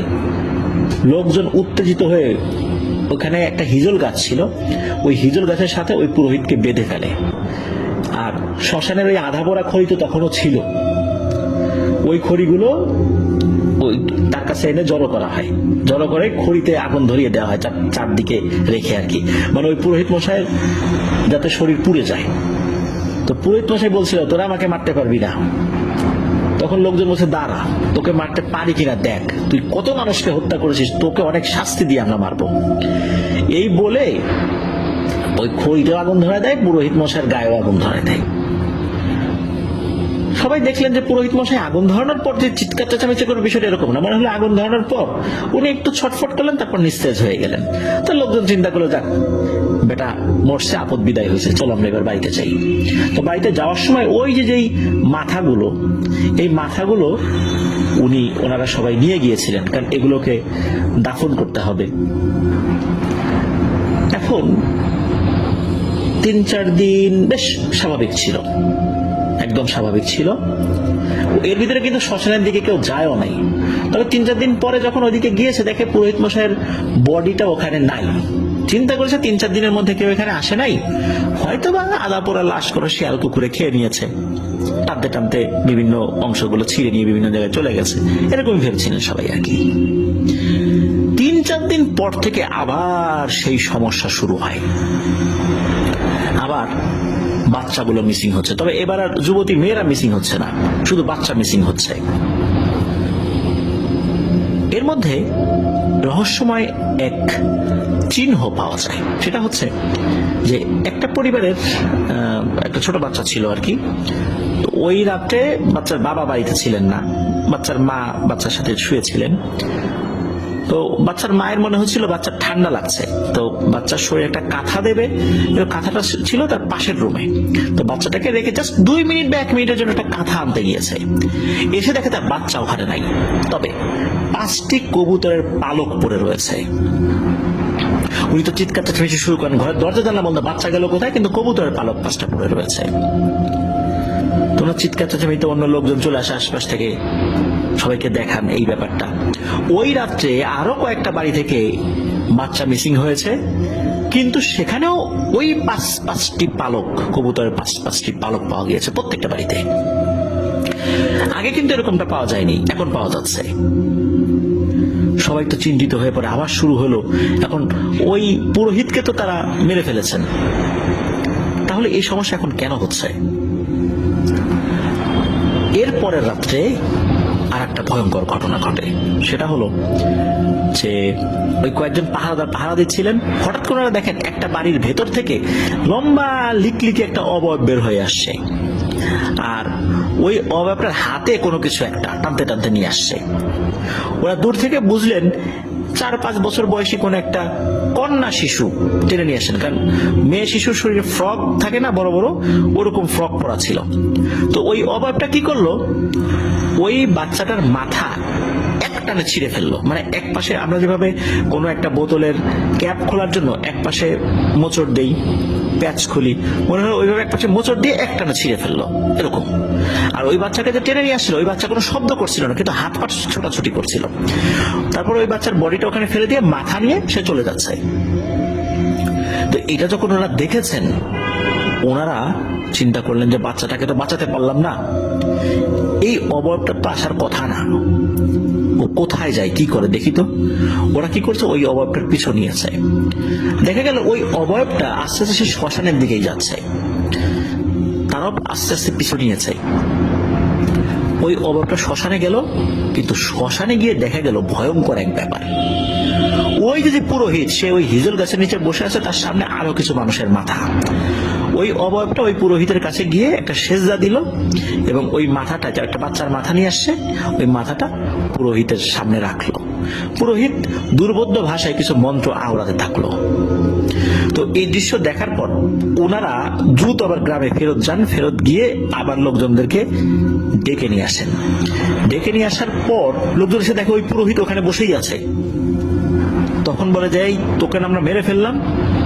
তখন ওই পুরোহিত বলে, আমি বলছিলাম না আমাকে তোরা মারতে পারবি না, এই বলে খুব বিকট একটা হাসি দেয়। তবে ওই অবয়বটা ওখানে ছিল না ওই সময়টাতে। হাসি দিয়ে ওই পুরোহিত হঠাৎ করে মনে হলো দমকা বাতাসের মতো মিলিয়ে গেল, একটা দমকা বাতাস হলো, মিলিয়ে গেল। সবাই তো প্রচন্ড ভয় পেয়ে যান যে ওকে আগুন ধরিয়ে দিলাম ওর শরীরে, আমাদের চোখের সামনে মারা গেল, কিন্তু ওই এখন কিভাবে আসলো। এরপর আরো অনেক তান্ত্রিক কবিরাজ ডেকে আনা হয়। প্রত্যেক তান্ত্রিক কবিরাজই ক্ষমা চেয়ে চলে যান যে না, এইখানে তাদের কাজ করা সম্ভব না, এই কাজ তাদের দ্বারা সমাধান হবে না। এর মধ্যে বেশ কিছুদিন কিন্তু ওই বাচ্চাদের মিসিং হওয়াটা বন্ধ ছিল, আর ওই যাদের মিসিং হওয়ার খবর আসতো তাদের বডি কিন্তু ওই আগের মতোই কয়েকদিন পরে, 1 দিন বা 2 দিন পরে কিন্তু কোনো না কোনো জায়গায় পাওয়া যেত মাথাবিহীন অবস্থায়। তো এরপর তারা তো তাদের মতো করে খোঁজাখুঁজি শুরু করেছে। এক পর্যায়ে শ্রীলঙ্কা থেকে একজন তান্ত্রিককে নিয়ে আসতে সক্ষম হন, গ্রামের এই সমস্যা এটা সমাধান করতে হবে। তো শ্রীলঙ্কান ওই তান্ত্রিক ছিলেন তন্ত্র মন্ত্রবিদ্যায় খুবই পারদর্শী একজন ব্যক্তি। তো উনি যখন এখানে এসেছেন, আসার পরে উনি 3 দিন সময় চান। উনি 3 দিন সময় চেয়েছিলেন এই কারণে যে এই যে ব্যাপারটা, এই ব্যাপারটা ছিল খুব জটিল। তো উনি 3 দিন সময় নেওয়ার পর উনি ওই যে রাজুর যে দাদা, সেই দাদাকে ডাকেন। তো ডাকার পর বলেন যে আরো কিছু লোকজনদেরকে ডাকেন, সবার সামনে বিষয়টা বলি। তখন ওই রাজুর দাদা আরো গণ্যমান্য ব্যক্তিদেরকে ডাকেন, গ্রামের অনেক লোকজন সেখানে উপস্থিত হন। তারপর এই তান্ত্রিক যেটা বলা শুরু করে সেটা খুবই ভয়ঙ্কর ছিল। ওই তান্ত্রিক বলেন যে এই যে পুরোহিত, এটা আসলে পিশাচ সাধক। এ বাহ্যিকভাবে হিন্দু ধর্মের একজন ধার্মিক লোক হিসেবে দেখা যায়, কিন্তু সে একজন পিশাচ সাধক। কোনো মানুষকে বুঝতে দিত না, হিন্দু মুসলিম সবার সাথে সে খুব ভালো সম্পর্ক রাখতো, এবং এমন ভাব ধরে থাকতো যাতে কেউ তাকে সন্দেহ না করে। কিন্তু মূলত সে একজন পিশাচ সাধক। আর এই যে অবয়বটা আসে, এই অবয়বটার একটা বিশেষ বৈশিষ্ট্য রয়েছে। এই অবয়বটাকে সবাই দেখতে পারে, আর এটা খুবই শক্তিশালী একটা পিশাচ। আর এই যে রিচুয়ালটা সে করছিল, এখানে 1000টা বলি দেওয়ার দরকার ছিল। এই তান্ত্রিক এই গ্রামে আসারও আগে আরো বেশ কিছু জায়গায় ছিল, সেখানেও সে একই ঘটনা ঘটিয়েছে, কিন্তু অন্য জায়গাগুলোতে সে ধরা পড়ে নাই। খুব বেশি বলি দিলে তো মানুষজন টের পেয়ে যাবে, এই জন্য সে তার নির্দিষ্ট কর্মকাণ্ড সম্পন্ন করে ওই গ্রাম থেকে আরেক জায়গায় চলে আসতো। মানুষ কিছুই বুঝতে পারতো না যে কি হলো না হলো। তো এইবার সে ধরা পড়ে গেছে। তো এরকম 1000 বলি যখন সম্পন্ন হবে, তখন অনেক শক্তিশালী পিশাচ তার অনুগত হয়ে যাবে। আর ও তন্ত্রমন্ত্র সাধনার মাধ্যম দিয়ে এমন কিছু শক্তি অর্জন করেছে পিশাচ সিদ্ধ হওয়ার কারণে, যে ও মুহূর্তের মধ্যেই নিজেকে অদৃশ্য করে ফেলতে পারে। আর এই আগুনে ওর কোনো ক্ষতি হবে না। ওকে যদি মারতেই হয়, জীবন্ত মাটিতে পুঁতে ফেলতে হবে, তাহলেই শুধু এই সমস্যার সমাধান হবে। এখন তাকে পাওয়া যাবে কোথায়? সে তো পালিয়েছে। তখন ওই তান্ত্রিক বলে, সেই দায়িত্ব আমার, এটা করার যা যা দরকার, যা যা প্রয়োজন সেটা আমি করব। আপনাদের কাজ শুধু একটা, আমি আজ রাত্রে কাজ শুরু করব ওই হিজল গাছের ওইখানে, যেখানে ওই তান্ত্রিকের গায়ে আগুন ধরিয়ে দেওয়া হয়েছিল। আর তখন আপনারা দেখবেন ঘূর্ণিঝড়ের মতো পাক খেতে খেতে কোনো জিনিস এসেছে, তখন আপনারা লাঠি সোটা নিয়ে ওটাকে পেটাতে থাকবেন, যতক্ষণ পারেন পেটাবেন। এটাই হচ্ছে সমাধান। আর আমি আমার মতো করে রিচুয়াল চালিয়ে যাব। তো সত্যি রাতের বেলা গ্রামের লোকজন উপস্থিত, ওই শ্রীলঙ্কান তান্ত্রিকও উনি ওনার মতো রিচুয়াল শুরু করেছেন। বেশ কিছুক্ষণ বলতে আধা ঘন্টার উপরে হয়ে যাওয়ার পর হঠাৎ করে মনে হচ্ছে ওই জায়গায় ঘূর্ণিঝড় শুরু হয়ে গেছে। এরপর ওই ঘূর্ণিঝড়টা আস্তে আস্তে আগানো শুরু করেছে দৃশ্যমান রূপে। মানে আমরা যে ঘূর্ণি পাক খাওয়া দেখি না, ঘূর্ণিঝড়ের যে ছবিগুলো আমরা দেখি, ঠিক ওই রকম। আমরা গ্রামে বানকুরালি দেখি যেরকম, ওই রকম আর কি। এটা দৃশ্যমান হয়ে আসছে। তখন রাতের বেলা কিন্তু সেটা দেখা যাচ্ছে। তখন ওই যে গ্রামের কয়েকজন যারা ছিল, তারা আগে থেকে লাঠি সোটা নিয়েছিল, তারা ওই ঘূর্ণিঝড়ে ক্রমাগত আঘাত করছে। আর প্রচন্ড জোরে ভিতর থেকে আর্তনাদ আসছে, আমাকে মারিস না মারিস না, এরকম কথা আসছে। সেটা কিন্তু দুর্বোধ্য ভাষায় ছিল না, তারা যে ভাষায় কথা বলতো সেই ভাষাই বোঝা যাচ্ছিল যে ওইটা ওই পিশাচের আর্তনাদ ছিল। এক পর্যায়ে কি হয়, ঘূর্ণিঝড়টা থেমে যায়, মনে হলো ওখানে একটা কবুতর মরে পড়ে আছে। তখন ওই তান্ত্রিক বলে যে এই পিশাচটা শেষ, ওকে মেরে ফেলা শেষ হয়েছে, এইবার ওর যে গুরু, একে এইবার হাজির করব। কারণ মানুষ হয়ে জিনদের মতো অনেক ক্ষমতা লাভ করতে সক্ষম হয়েছে। ওকে হাজির করাটা জিনদের প্রক্রিয়া, যেভাবে জিনদেরকে যেভাবে হাজির করার প্রক্রিয়া, ওই প্রক্রিয়া ওকে হাজির করতে হবে। তখন ওই তান্ত্রিক তার মতো করে রিচুয়াল করা শুরু করেন। ঠিক একই রকম ভাবে বেশ খানিকক্ষণ পর আবার ঘূর্ণিবায়ু শুরু হয়ে যায়।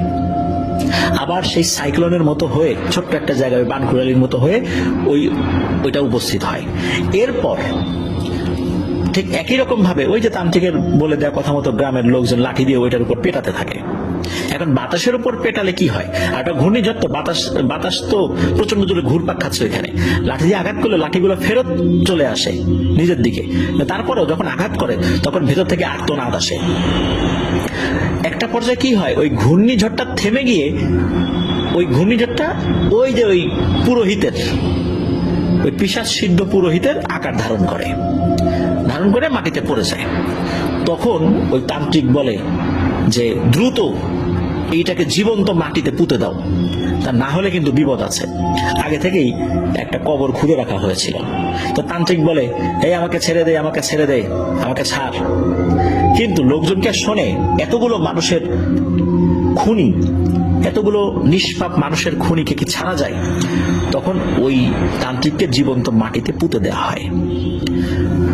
এরপর ওই তান্ত্রিক বলে যে আপাতত সমস্যার সমাধান, তবে একটা জিনিস মনে রাখবেন, এই শ্মশানে আপনারা আগামী 1 যুগ, মানে প্রায় 12 বছর আপনারা এখানে কোনো লাশ টাশ পোড়াবেন না, এটা ব্যবহার করবেন না, এদিক দিয়ে খুব কম যাবেন। কারণ আগামী 1 যুগ এই দিক দিয়ে যেই হাঁটবে বা এই গ্রামের বিভিন্ন জায়গায় ওই তান্ত্রিককে আপনারা দেখতে পাবেন। তবে মনে রাখবেন, তান্ত্রিক কিন্তু মারা গেছে, ওর শক্তি শেষ। তবে আগামী 1 যুগ ওর সাথে অন্য যে পিশাচগুলো ছিল সেগুলো আপনাদেরকে ভয় দেখাবে তান্ত্রিকের বেশ। আপনারা কেউ ভয় পাবেন না, আপনাদের কোনো ক্ষতি করতে পারবে না সে। এরপরে ওই শ্রীলঙ্কার তান্ত্রিক বিদায় নেন। ওই গ্রামের লোকজন টাকা পয়সা উঠিয়ে তাকে অনেক টাকা উপঢৌকন দিতে চেয়েছিলেন, তবে ওই তান্ত্রিক কোনো কিছু নেন নাই। বলেন যে এটাই আমার কাজ, এটা এভাবেই আমি উপকার করি, আমার গুরুর নির্দেশনা এটাই, আমি কোনো টাকা পয়সা নিতে পারবো না, শুধু পথ খরচ যেটা সেটা উনি নিয়েছিলেন। তাও নিতে চান নাই, স্থানীয় লোকজন জোর করে দিয়েছিলেন। এরপরে কিন্তু বিভিন্ন সময় ওই যেই পুরোহিত তাকে দেখা গিয়েছে, কেউ কেউ দেখেছে হিজল গাছের নিচে বসে আছে, চিৎকার করে বলছে, এদিকে আয়, এদিকে আয়, মাটি খুঁড়ে আমাকে বের কর, আমাকে মুক্তি দে। তো লোকজন তো ভয় পেয়েছে সত্য, কিন্তু আগে থেকেই তো জানতো যে তাকে এইভাবে দেখা যাবে। তো এভাবে নাকি বহু বছর তাকে দেখা গিয়েছে। তো একটা সময় এটা বন্ধ হয়ে গেছে, এখন আর দেখা যায় না। তো এটি ছিল ঘটনা। প্রিয় লিসেনার্স, আসলে সত্যি অন্যরকম এক ঘটনা। আমি এই টাইপের ঘটনা আমার মনে হয় আমি প্রথম Afran the horror world YouTube চ্যানেলে বললাম। ধন্যবাদ জানাচ্ছি আমাদের ইসলাম ভাইকে। দুর্দান্ত রোমহর্ষক একটি ঘটনা উনি আমাদেরকে দিয়েছেন। উনি দেখা গিয়েছে যে যারা ট্রলারে মাছ ধরেন বঙ্গোপসাগরে, তাদের কাছ থেকে ঘটনা নিয়ে এসে দিয়েছেন। আর রোহিঙ্গা শিবির থেকে পাওয়া কোনো ঘটনা এবারই প্রথম আপনাদের সাথে শেয়ার করলাম। তো প্রিয় লিসেনার্স, আপনাদের কাছে কিন্তু একটা অনুরোধ করছি, সেটা হচ্ছে যে আপনারা বিভিন্ন কমিউনিটির সাথে যুক্ত আছেন, বিভিন্ন গ্রুপে যুক্ত আছেন, মেসেঞ্জার গ্রুপ, হোয়াটসঅ্যাপ গ্রুপ, বিভিন্ন গ্রুপে আপনাদের কারো কারো নিজস্ব গ্রুপ রয়েছে, পেজ রয়েছে। আর আপনাদের আইডিতে কিন্তু অনেক মানুষ রয়েছেন যারা আপনাদের ফেসবুক ফ্রেন্ড। আপনারা কিন্তু আমাদের ইউটিউব চ্যানেল লিঙ্কটা আপনারা সেই জায়গাগুলোতে শেয়ার করতে পারেন। যারা সত্য ভয়ের ঘটনা শুনতে ভালোবাসেন তাদের জন্য আমাদের এই প্রচেষ্টা। আমরা চেষ্টা করছি সেই অতীতে ফেরত যাওয়ার জন্য। ছোটবেলায় যখন আমরা মুরব্বীদের কাছ থেকে ভয়ের ঘটনা শুনতাম, যখন গ্রামে নানা বাড়িতে বেড়াতে যেতাম বা দাদা বাড়িতে বেড়াতে যেতাম, তখন যখন রাতের আধারে ঘটনা শুনতাম, মনে হতো এই বুঝি বেড়ার ফাঁকা দিয়ে কোনো একটা লিকলিকে হাত ঢুকে পড়বে, আমাদেরকে টাচ করবে বা খপ করে ধরবে, এমন একটা অনুভূতি হতো। আসলে সেই ঘটনাগুলো আপনাদের সামনে উপস্থাপন করার চেষ্টা করে যাচ্ছি। আমরা এটাও বলি যে আমরা কিন্তু কোনো ঘটনার 100% নিশ্চয়তা দিতে পারি না। আমরা বিশ্বাস করি যে আপনারা সত্য ভয়ের ঘটনাগুলোই পাঠান, এবং এই বিশ্বাসের উপরেই আমরা কিন্তু সবসময় গর্ব করে বলি যে আফরান দ্য হরর ওয়ার্ল্ড সত্য ভয়ের ঘটনা প্রচারে সর্বদা সচেষ্ট। তবে সবসময় যে আমরা এটা পারি এটা আমরা বলবো না, কারণ সবারই ভুল হয়, আমাদেরও ভুল হবে, এটাই স্বাভাবিক। আপনারা সেটা ক্ষমা সুন্দর দৃষ্টিতে দেখবেন। প্রিয় লিসেনার্স, আপনারা যদি আমাদের সাবস্ক্রাইবার্স বাড়াতে সহযোগিতা করেন,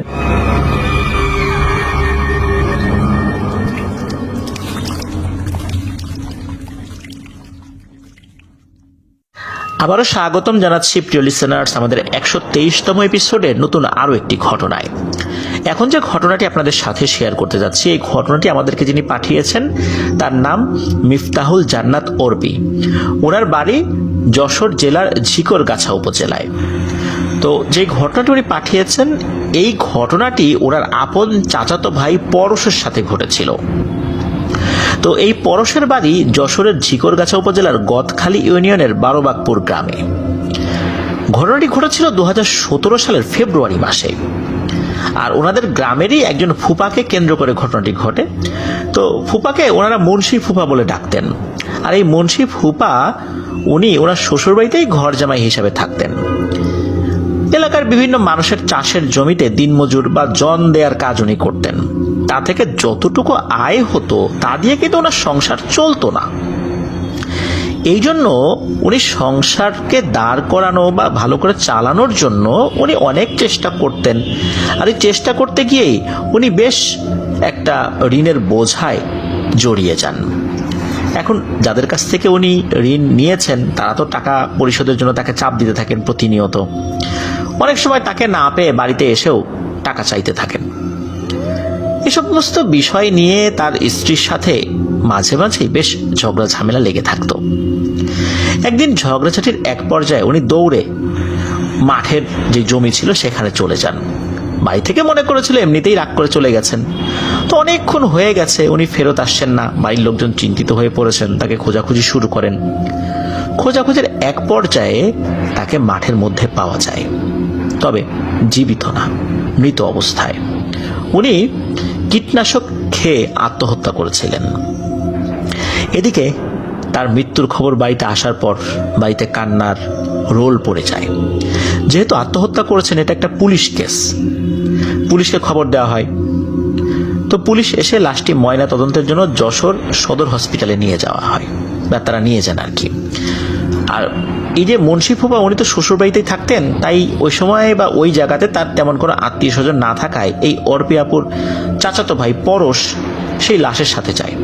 এই পরশ ভাই আবার ওই হসপিটালেরই একটা কাজের দায়িত্বে ছিলেন, আর সব জায়গাতেই ওনার পদচারণা ছিল। এই হসপিটালে যারা যারা লাশ কাটতেন তাদের সাথে ওনার পরিচয় ছিল। অনেক সময় নাকি এই লাশ কাটার সময় বিভিন্ন অর্গান চুরি হয় বলে কথা আছে। এই জন্য এই যে মুন্সি ফুপার পরিবার থেকে পরশ ভাইকে বলা হয় যে বাবা, তুমি লাশ কাটার সময় এখানে থাকো, এই ধরনের ঘটনা যেন না ঘটে। আর লাশ কাটার সময় তো সবাই আসলে থাকতে পারে না, এটা নিয়মও না।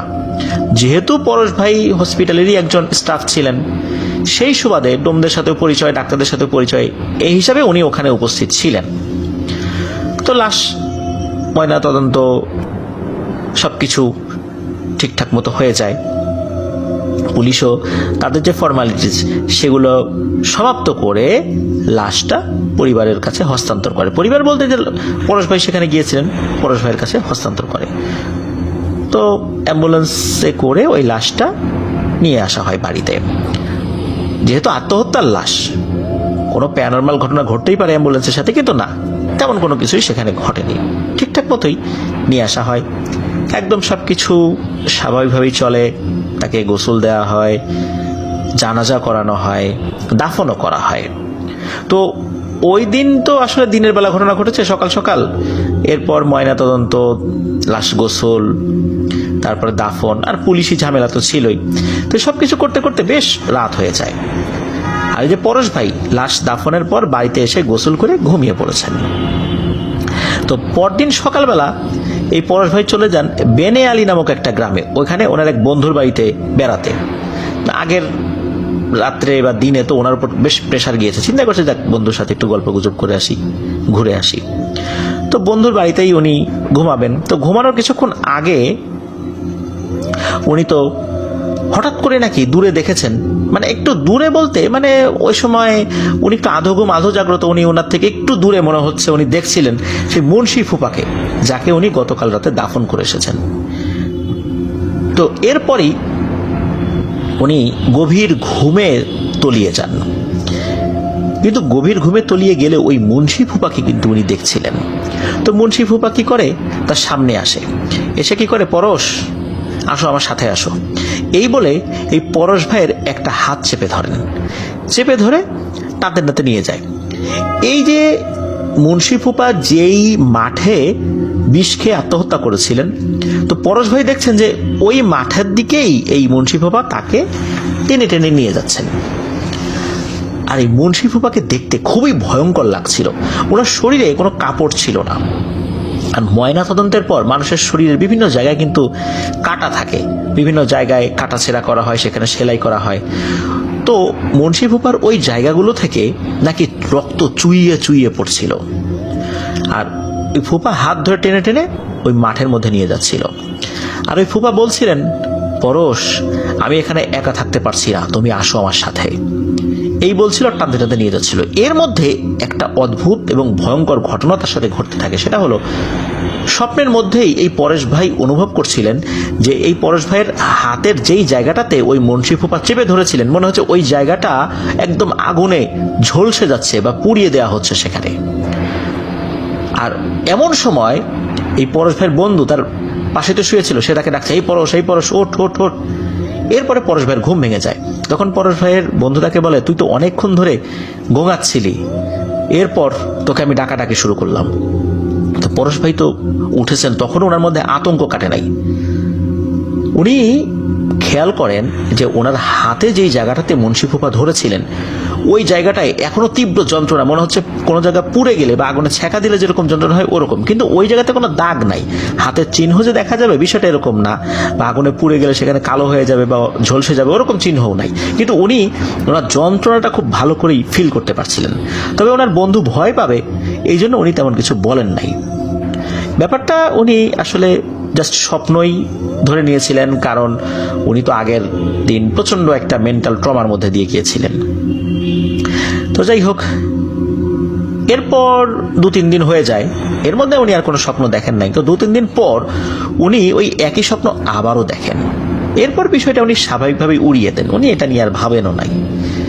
তো এরপর একদিন দুপুরবেলা এই পরশ ভাই ওনার বাড়ির বারান্দায় চেয়ারের উপর হালকা বিশ্রাম নেওয়ার জন্য বসেছেন। অল্প কিছুক্ষণ সময়ের জন্য ওনার একটু কাক নিদ্রা বা স্বল্প ঘুম, মানে হালকা একটা তন্দ্রাচ্ছন্ন ভাব চলে আসে।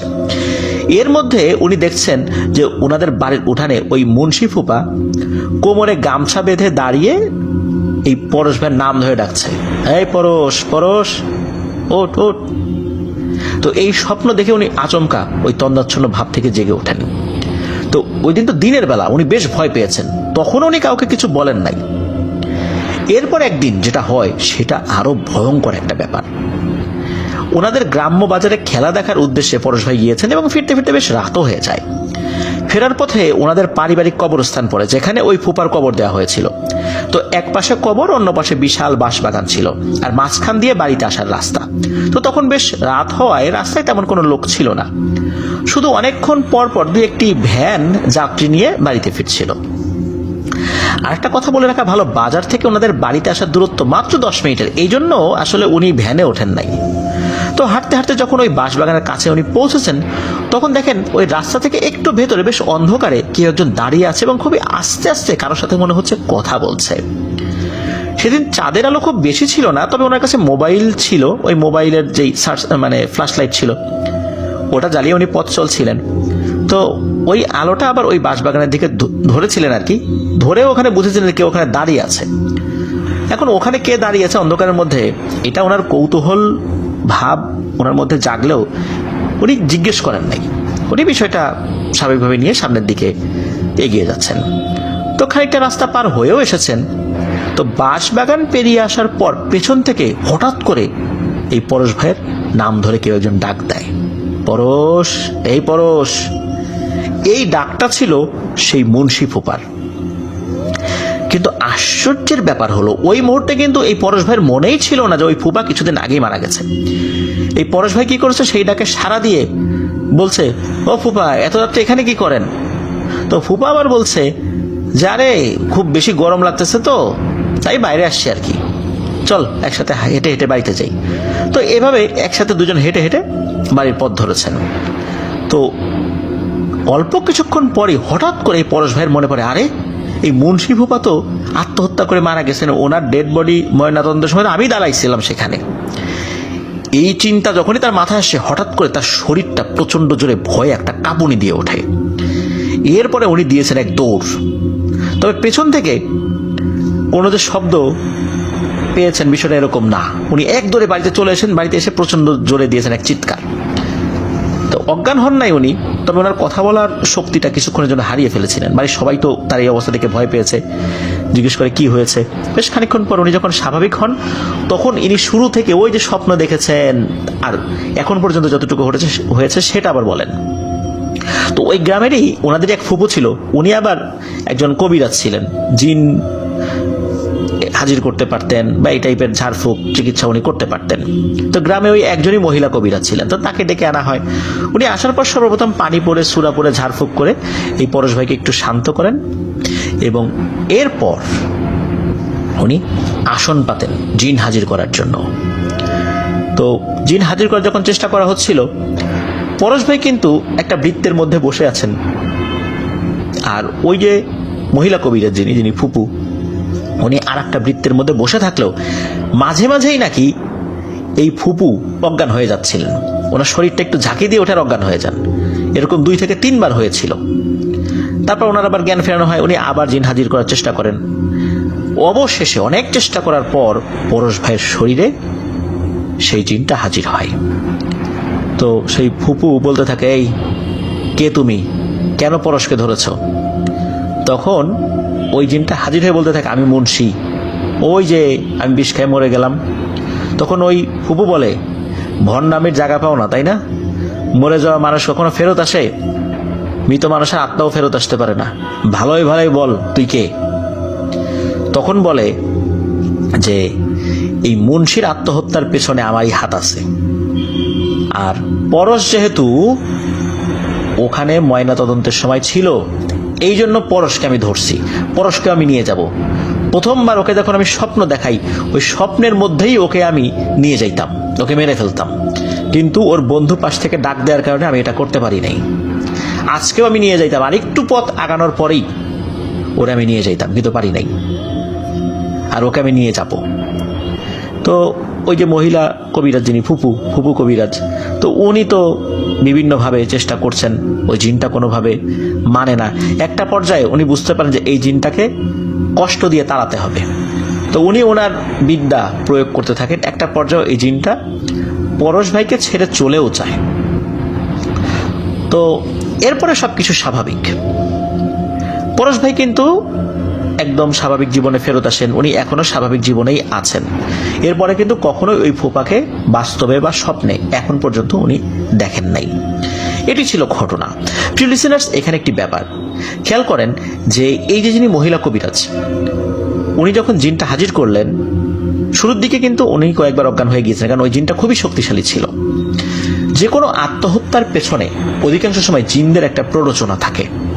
জিনরা, বিশেষ করে জিন শয়তানগুলো মানুষকে প্ররোচনা দেয় যে এই জীবন তো হতাশাপূর্ণ জীবন, তোর জীবন কিছুই হলো না, তোর জীবনে কি করবি, মরে যা মরে যা, এরকম কুমন্ত্রণা দিতে থাকে। তাদের কথা তো আমরা শুনতে পারি না, কিন্তু তারা মানুষের রক্তের সাথে মিশে গিয়ে এই ধরনের কুমন্ত্রণা দিয়ে মানুষকে আত্মহত্যায় উদ্বুদ্ধ করতে থাকে। আর যদি এই টাইপের জিনেরা আত্মহত্যায় উদ্বুদ্ধ করে কাউকে আত্মহত্যা করিয়েই ফেলে, সেটা তারা নিজেদের একটা কৃতিত্ব হিসাবে দেখে, এবং সেটা তারা নিজেদের শক্তি বাড়ানোর জন্য বলি হিসাবে তারা সেটা দেখায়, যার ফলশ্রুতি তাদের শয়তানি শক্তিও কিন্তু বাড়ে। আবার সবসময় যে জিনেরাই কুমন্ত্রণা দিয়ে আত্মহত্যা করায়, বিষয়টা এরকম না, মানুষ ইচ্ছা করে আত্মহত্যা করে। তবে জিনেদের কুমন্ত্রণার দ্বারা আত্মহত্যার ঘটনা ঘটে, যেমনটা আমরা এই ঘটনায় দেখলাম। এবং এরপরে এই পরশ ভাইকে ধরেছিল এটা, এবং সে এসে বলছে আমি মুন্সি। তখন কিন্তু এই যে মহিলা কবিরাজ যিনি, উনি কিন্তু বলেছিলেন যে মানুষ মরে গেলে কিন্তু ফেরত আসতে পারে না, সত্যি করে বল তুই কে। তখন কিন্তু সে তার উদ্দেশ্যের কথা খুলে বলে। প্রিয় লিসেনার্স, এর থেকে প্রমাণিত হয় মানুষ মারা যাওয়ার পর আমরা তাদের যেই অবয়বগুলোকে দেখার খবর পাই, এগুলো আসলে দুষ্টু জিনেদের কাজ। ধন্যবাদ জানাচ্ছি আমাদেরকে যিনি ঘটনা পাঠিয়েছেন, মিফতাহুল জান্নাত ওরপি আপুকে। প্রিয় লিসেনার্স, চলুন আমরা চলে যাব আমাদের এবারের এপিসোডের পরবর্তী আরো একটি নতুন ঘটনায়।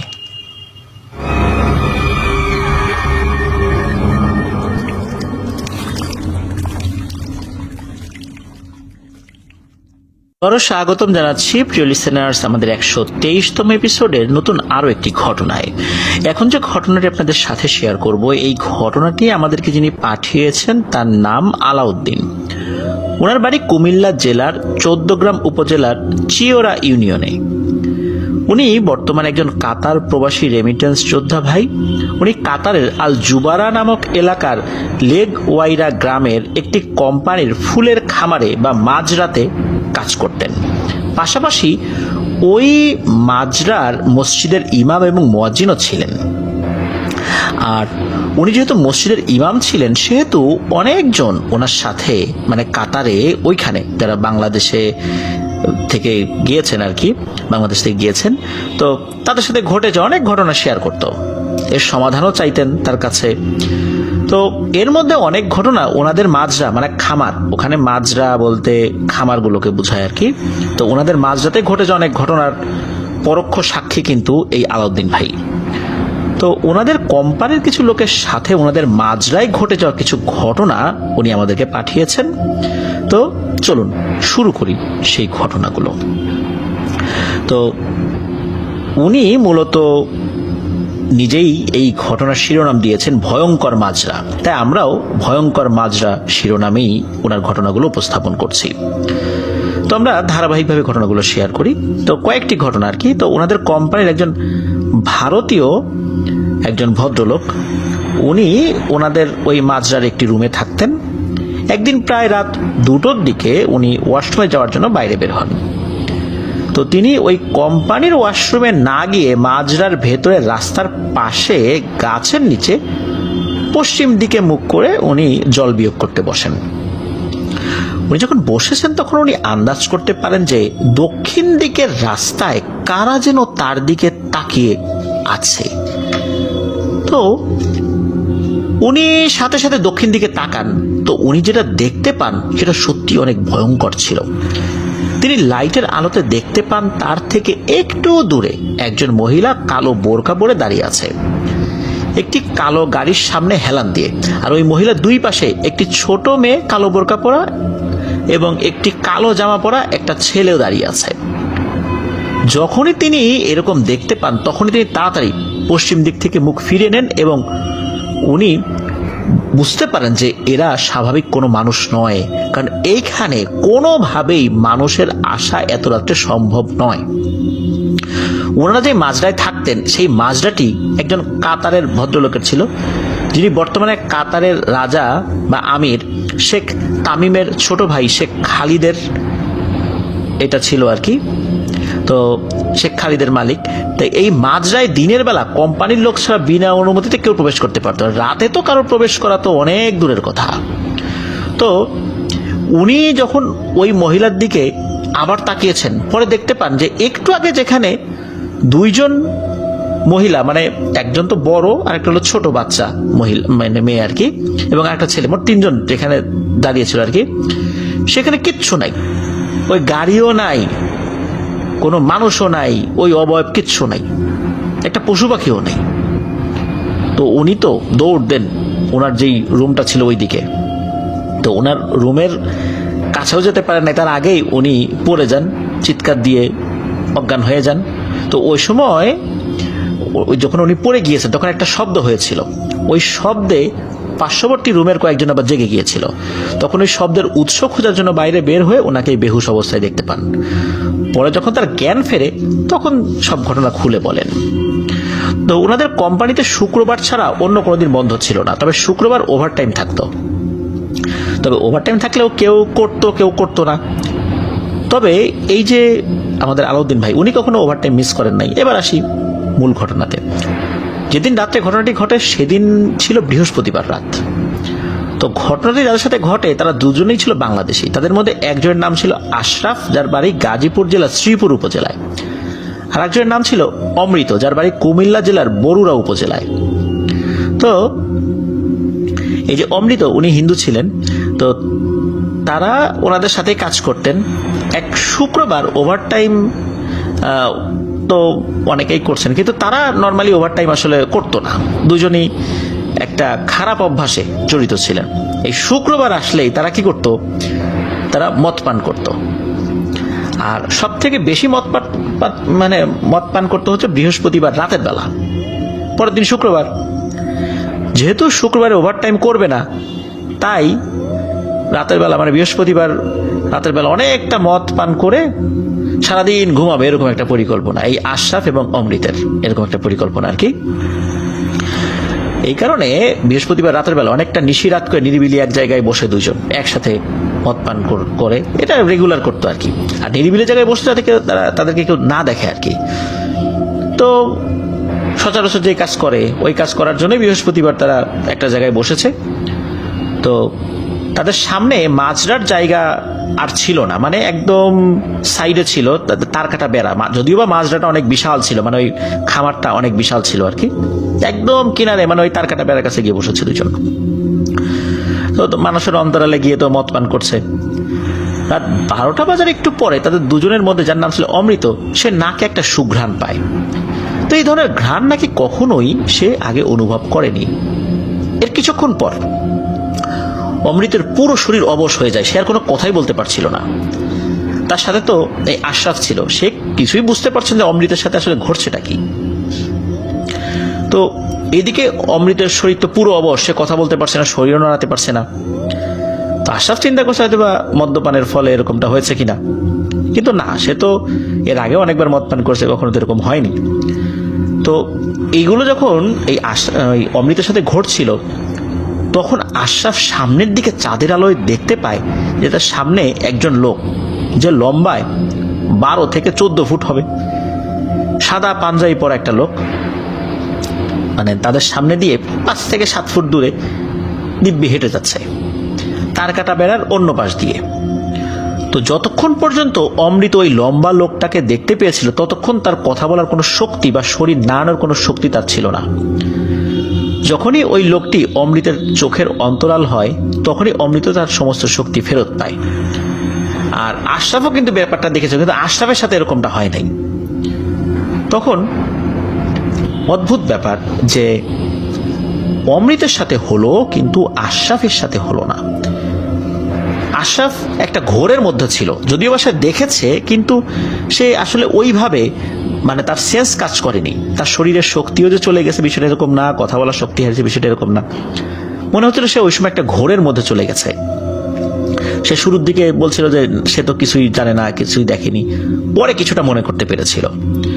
আর যখনই ওই যে অমৃত শরীরের শক্তি চলে এসেছে, তখনই আশরাফকে নিয়ে এক দৌড়ে ওইখান থেকে চলে আসে।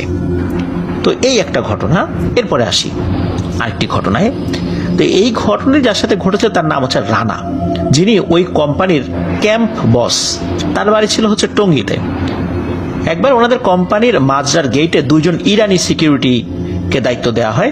তাদের মধ্যে যে রাতের বেলা ডিউটিতে থাকতো, সে আবার কি করে ছুটি নিয়ে বাড়িতে গেছে। যেহেতু রাতে ডিউটি করার মতো আর কেউ নেই, তাই ওনাদের সাইডের ইঞ্জিনিয়ার এই রানা ভাইকে বলা হয় যে তিনি যেন সিকিউরিটির ডিউটিটা আপাতত করেন। তো বলে রাখা ভালো, রাত 10টার পর সবার প্রবেশ কিন্তু ওখানে নিষেধ ছিল। আর একটি কথা, গেটের সাথে একটা রুম আছে, সেখান থেকেই ডিউটির কাজ করতে হতো। কোনো এক রাতে রানা ভাই ঘুমাচ্ছিলেন, যেহেতু রাত 10টায় কেউ নাও আসতে পারে, আসার কথাও না। তো হঠাৎ করে রানা ভাইয়ের ঘুম ভেঙে যায়। রাত বাজে 2:30টার মতো, কোনো একটা গাড়ির হর্নের আওয়াজে। তো কোনো কিছু না ভেবে, মানে উনি আর ভাবনা চিন্তা করেন, মানে কেউ হয়তো বা এসেছে যেখানে গাড়ির হর্ন দিচ্ছে। তো উনি ধর্মর করে ঘুম থেকে উঠে যান, দেখতে যে বাইরে কে এসেছে। তো উনি বাইরে গিয়েছেন, দেখতে পান একটা সাদা গাড়ি গেটের বাইরে। তো গাড়ির ভেতরের লাইট জ্বলা অবস্থায় ছিল। রানা ভাই শুনতে পান গাড়ির ভেতর থেকে হর্ন দেওয়া হচ্ছে, কিন্তু গাড়ির ভেতরে কোনো মানুষ নেই। যখনই রানা ভাই বুঝতে পারেন যে গাড়ির ভেতরে কোনো মানুষ নেই, তাহলে গাড়ির ভেতর থেকে হর্ন কে দিচ্ছে, নিশ্চয়ই এটা স্বাভাবিক কেউ না, এটা তো বুঝতে পেরেছেন উনি। উনি এক দৌড়ে ঢুকে যান রুমের ভিতরে। এই ঘটনা একটু পরে রানা ভাই শুনতে পান যে ওনাদের কোম্পানির গাড়ি ঠিক করা হয় যেই সাইড থেকে, ওই সাইড থেকে আবার গাড়ির হর্নের আওয়াজ আসছে। একটু পর শুনতে পান অন্য সাইড থেকে সেম গাড়ির আওয়াজ আসছে। মনে হচ্ছে চতুর্দিক থেকে গাড়ির হর্নের আওয়াজ আসছে। উনি ফজর পর্যন্ত শুনেছেন এই হর্নের আওয়াজ। উনি একবারের জন্য রুম থেকে বের হন নাই। অদ্ভুত ব্যাপার, এই যে হর্নের আওয়াজ বাজছিল, এটা কিন্তু শুধু উনিই শুনেছিলেন। তো এইরকম অনেক ঘটনা ওই মাঝরাতে ঘটে। আবার বলছি, মাজরা মানে হচ্ছে খামার। আরবিতে মাজরা শব্দের অর্থ বড় কৃষি জমি বা খামারকে বোঝায়। এই জন্য আমরা মাজরা শব্দটাই ব্যবহার করেছি। তারা মধ্যপ্রাচ্যে রয়েছেন, এরকম নির্জন জায়গায় রাতের বেলা যারা থাকেন, ডিউটি করেন, এরকম অনেক ঘটনার মুখোমুখি কিন্তু তারা হন। রাতের বেলা এই ধরনের ডিউটি করতে গেলে অনেক ঘটনার সাক্ষী তারা হন। প্রিয় লিসেনার্স, আপনাদের মধ্যে যদি রাতের বেলা এরকম ডিউটি করার সময় কোনো অভিজ্ঞতা হয়ে থাকে, আমাদেরকে কিন্তু আপনারা লিখে বা রেকর্ড করে পাঠাতে পারেন afnanthehorrorworldbd@gmail.com এই ইমেল অ্যাড্রেসে। ইমেল অ্যাড্রেসের স্পেলিংটা আমি বলে দিচ্ছি, afnanthehorrorwordbd@gmail.com। ইমেল অ্যাড্রেসের স্পেলিংটা আমরা আমাদের ভিডিও ডেসক্রিপশনে দিয়ে রেখেছি, সেখানে গিয়ে স্পেলিংটা চেক করে নিতে পারবেন। ধন্যবাদ জানাচ্ছি আলাউদ্দিন ভাইকে, আপনার মাঝরাতে ঘটে যাওয়া 3টি ছোট ছোট ঘটনা আফনান দ্য হরর ওয়ার্ল্ডের লিসেনারদের উদ্দেশ্যে পাঠিয়েছেন। এই জন্য আশা করছি আমাদের প্রবাসী রেমিটেন্স যোদ্ধা ভাইদের কাছ থেকে আরো অনেক অনেক ঘটনা ইনশাআল্লাহ আমরা পাবো। প্রিয় লিসেনার, চলুন আমরা চলে যাবো আমাদের এবারের এপিসোডের পরবর্তী আরো একটি নতুন ঘটনায়।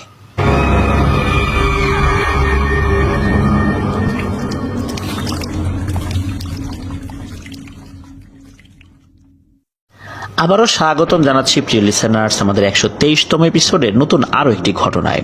প্রিয় লিসেনার্স, আমাদের বাংলাদেশের আনাচে কানাচে বিভিন্ন লোককথা প্রচলিত রয়েছে, আর এই লোককথার মধ্যে অনেক লোককথাই ভৌতিক লোককথা। আর এই ভৌতিক লোককথার সাথে কিছু নির্দিষ্ট ভয়ঙ্কর পিশাচ শ্রেণীর জিন বা ভালো শ্রেণীর জিনদেরও সংশ্লিষ্টতা রয়েছে। এখন এমন একটি ঘটনা আপনাদের সামনে উপস্থাপন করব। এই ঘটনার সাথে সংশ্লিষ্ট যেই শব্দগুলো, মানে হচ্ছে যে এই ঘটনায় জড়িত যেই ভয়ঙ্কর শ্রেণীর জিনগুলো, এইগুলোর যে নাম, এটি আমি প্রথম শুনলাম। অনেকের কাছে নামগুলো হয়তোবা পরিচিত থাকতে পারে, তবে গ্রামের যারা, তাদের কাছে এই নামগুলো পরিচিত থাকার কথা, বা যারা আমাদের অনেক বয়স্ক মুরব্বী রয়েছেন তাদের কাছে হয়তোবা এই শব্দগুলো বললে তারা বুঝতে পারবেন।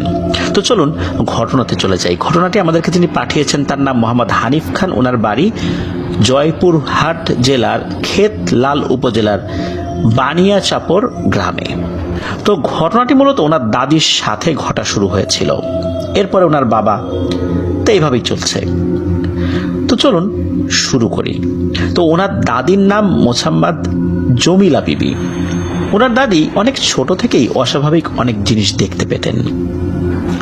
সবাই বলে ওনার দাদি নাকি তুলা রাশির, আর তুলা রাশি হওয়ার কারণেই নাকি ওনার সাথে এমন ঘটনা ঘটে।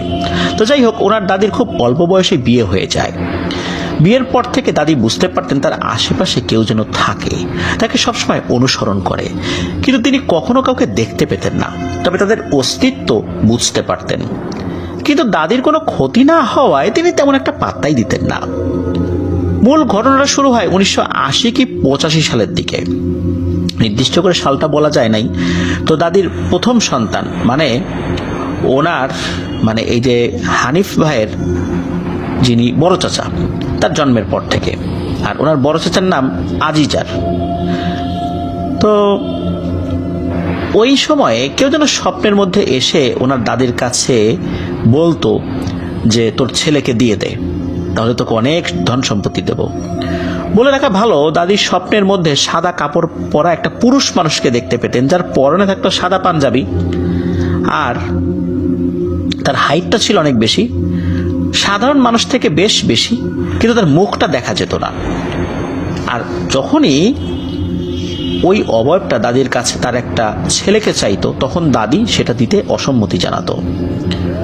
পরপর অনেক দিন দাদি এই একই স্বপ্ন দেখার পর দাদি তার এই স্বপ্নের কথা দাদাকে জানান, কিন্তু দাদা এই বিষয়ে কোনো গুরুত্বই দেন না। দাদি প্রায়ই এই স্বপ্ন দেখতেন, আর তিনি স্বপ্নের মধ্যেই তার ছেলেকে দিতে অসম্মতি জানাতেন। দাদি আগে থেকেই অনেক আমল করতেন, যার কারণে তার কোনো বিশেষ ক্ষতি হতো না আল্লাহর রহমতে। এভাবেই কেটে যায় আরো বেশ কিছু বছর। এরই মধ্যে জন্ম হয় ওনার বাবা সহ আরো 2টি ছেলে এবং 2টি মেয়ে, মানে সর্বমোট 5 সন্তানের জন্ম হয় আর কি।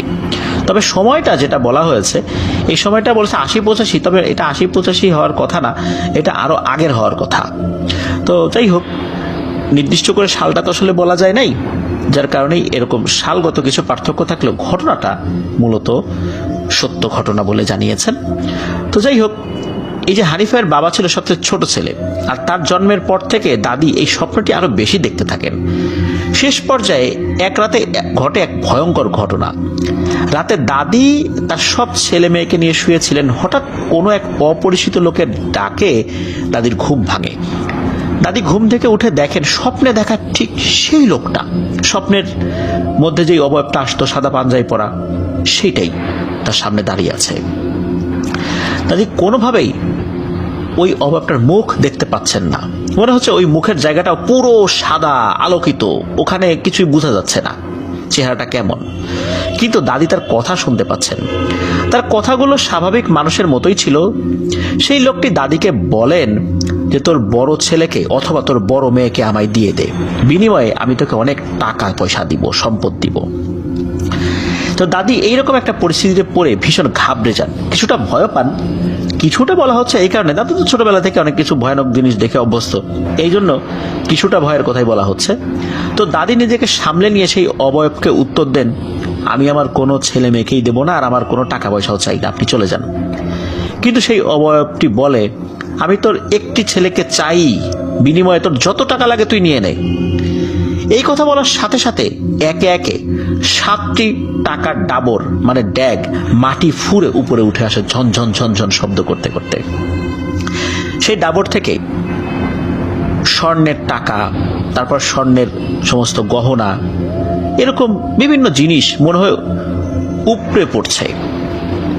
অনেক জায়গায় ডাবর বলতে মাটির বড় হাড়িকে বোঝায়, গ্রামের মানুষ সেখানে একসাথে অনেক চাল রাখতে পারে, অনেক এলাকায় এটাকে ড্যাগও বলে। তো দাদি এই দৃশ্য দেখে অনেক ভয় পেয়ে যান, তো চিৎকার দিয়ে উঠে সেখানকার একটি ডাবরকে উনি পা দিয়ে লাথিও মারেন, সাথে সাথে সবগুলো ডাবর অদৃশ্য হয়ে যায়। দাদা দাদির এই চিৎকারে ঘুম থেকে উঠে পড়েন। তিনি দাদিকে জিজ্ঞেস করেন, কি ব্যাপার, কি হয়েছে? তখন দাদি তো এই বিষয়টা বলেন।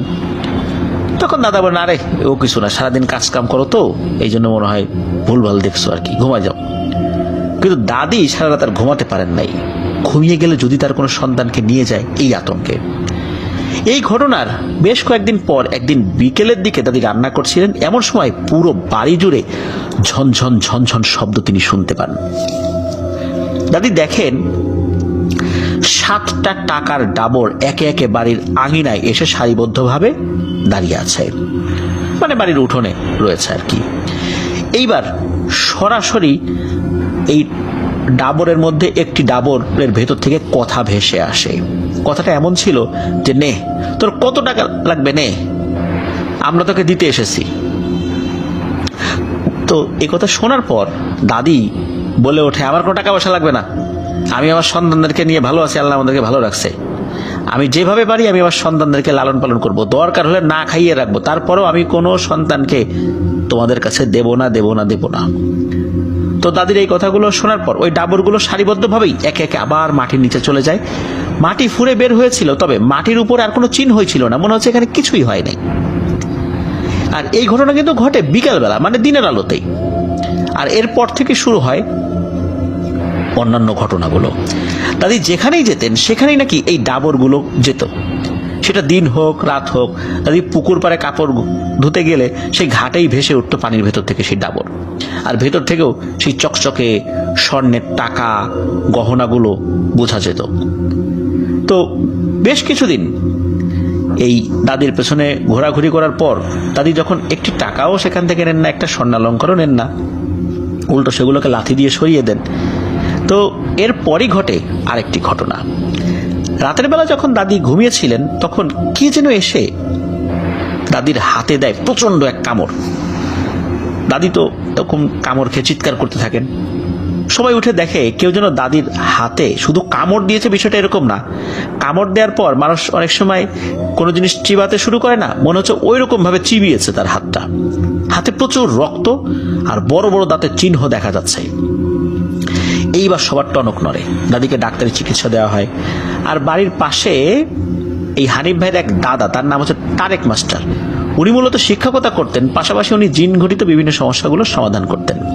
তো তিনি এসেছেন, তাদের সমস্যার সমাধানের জন্য উনি চেষ্টা করতে থাকেন, কিন্তু তিনি বেশ কিছু আমল করার পরও তেমন কিছু আসলে করতে পারেন না। তিনি ঝাড়ফুঁক করেন এবং তার সাথে থাকা জিনদেরকে দিয়ে বিষয়টি সাময়িক সময়ের জন্য সমাধান করেন, বা সবকিছু সাময়িক সময়ের জন্য থামিয়ে রাখতে সক্ষম হন আল্লাহর রহমতে। এরপর দাদি কিছুদিন সুস্থ থাকেন, এরপর সবকিছু স্বাভাবিকভাবেই চলছিল। কিন্তু বেশ কিছুদিন পর দাদি অসুস্থ হতে থাকেন। দাদি এতটাই অসুস্থ হয়ে পড়েন যে তিনি বিছানা থেকেই উঠতে পারতেন না, প্রচন্ড অসুস্থ। এমন অসুস্থ যে উনি মৃত প্রায় হয়ে যেতেন। দূর দূরান্তের সকল আত্মীয় স্বজন এসে দাদিকে দেখে যেতেন। সবাই ভেবেই নিতেন এইবার মনে হয় দাদি আর বাঁচবেন না। আর এইরকম একবার নয়, বেশ কয়েকবার হয়েছে। এরই মধ্যে বেশ কয়েক বছর কেটে যায়। এর মধ্যেও এই দাদি টাকার ডাবরগুলো দেখতে পেতেন, কিন্তু সেগুলো কিন্তু তার সাথে কোনো কথা বলতো না। এরপর আবারও একদিন রাতের বেলা দাদির কাছে সেই টাকার ডাবর আসে এবং ডাবর বলে যে, আমি তোকে টাকা দিতে চাই, টাকা তোকে আমি দেবই। কিন্তু দাদি জানান তিনি কোনো টাকা নেবেন না, যা কিছুই হোক না কেন। তো দাদি বারবার টাকা নিতে অসম্মতি জানাতো, কারণ দাদি আন্দাজ করেছিলেন যে টাকা নেওয়ার পরপরই দাদির সব সন্তানকে মেরে ফেলবে এই টাকার ডাবরগুলো। এরপর সেই ডাবরগুলো চলে যায়। সেদিন রাতের বেলা আবারও দাদি লক্ষ্য করেন কেউ যেন তার হাতে কামড় দিল এবং তার হাত চেবাতে শুরু করলো। দাদি চিৎকার দিয়ে কান্নাকাটি শুরু করে দেয়। সবাই এসে দেখে দাদির হাত কে যেন আবারও চিবিয়ে রক্তাক্ত করে রেখে গেছে। আবারও দাদিকে ডাক্তারি চিকিৎসা দেওয়া হয়। দাদির হাত কিছুটা ভালো হলে পাশের বাড়ির এই তারেক দাদা আসেন, দাদিকে ঝাড়ফুঁক করেন। দাদা এবার তার জিনদেরকে দিয়ে খবর নেওয়ার চেষ্টা করেন, কিন্তু তিনি তেমন একটা সুবিধা করতে পারেন না।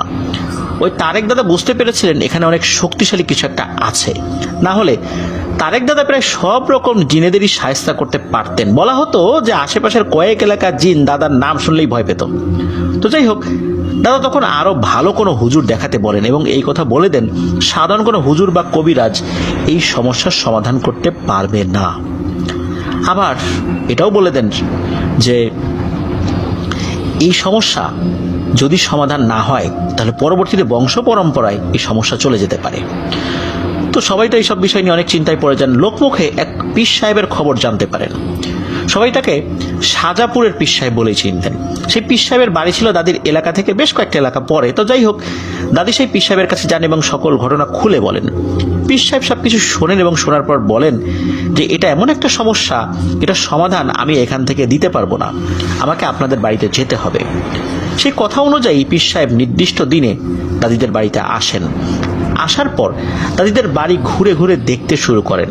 দেখার এক পর্যায়ে পীর সাহেব দাদিদের বাড়ির পাশে থাকা পুকুরের দিকে যেতে থাকেন। পুকুরের চারপাশে ঘুরতে ঘুরতে এক জায়গায় গিয়ে দাঁড়িয়ে যান এবং কিছুক্ষণ পর আবার চলেও আসেন। তারপর তিনি দাদিদের একটি ঘরে যান এবং নির্দিষ্ট কিছু আমল করার পর দাদিকে জানান যে এখানে বিবি কালীর টাকা রয়েছে। বিবি এবং কালী এগুলো খুব শক্তিশালী টাইপের জিন। তবে এতটুকুই শুধু জানা গিয়েছিল।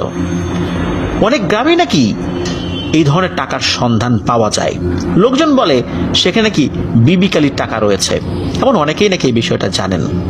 তারা দাদিকে টাকা দিতে চায়, কিন্তু 2 রকমের টাকাই দেবে। তো দাদি তাদেরকে জানান তিনি টাকা নিবেন না, কিন্তু এর মধ্যে যদি শুধু ভালো টাকাটা নেওয়া যায় তাহলে দাদি নিতে পারেন। ভালো টাকা বলতে নাকি বিবির টাকাকে ভালো টাকা বোঝায়। এই টাকা নিলে কোনো সমস্যা হয় না।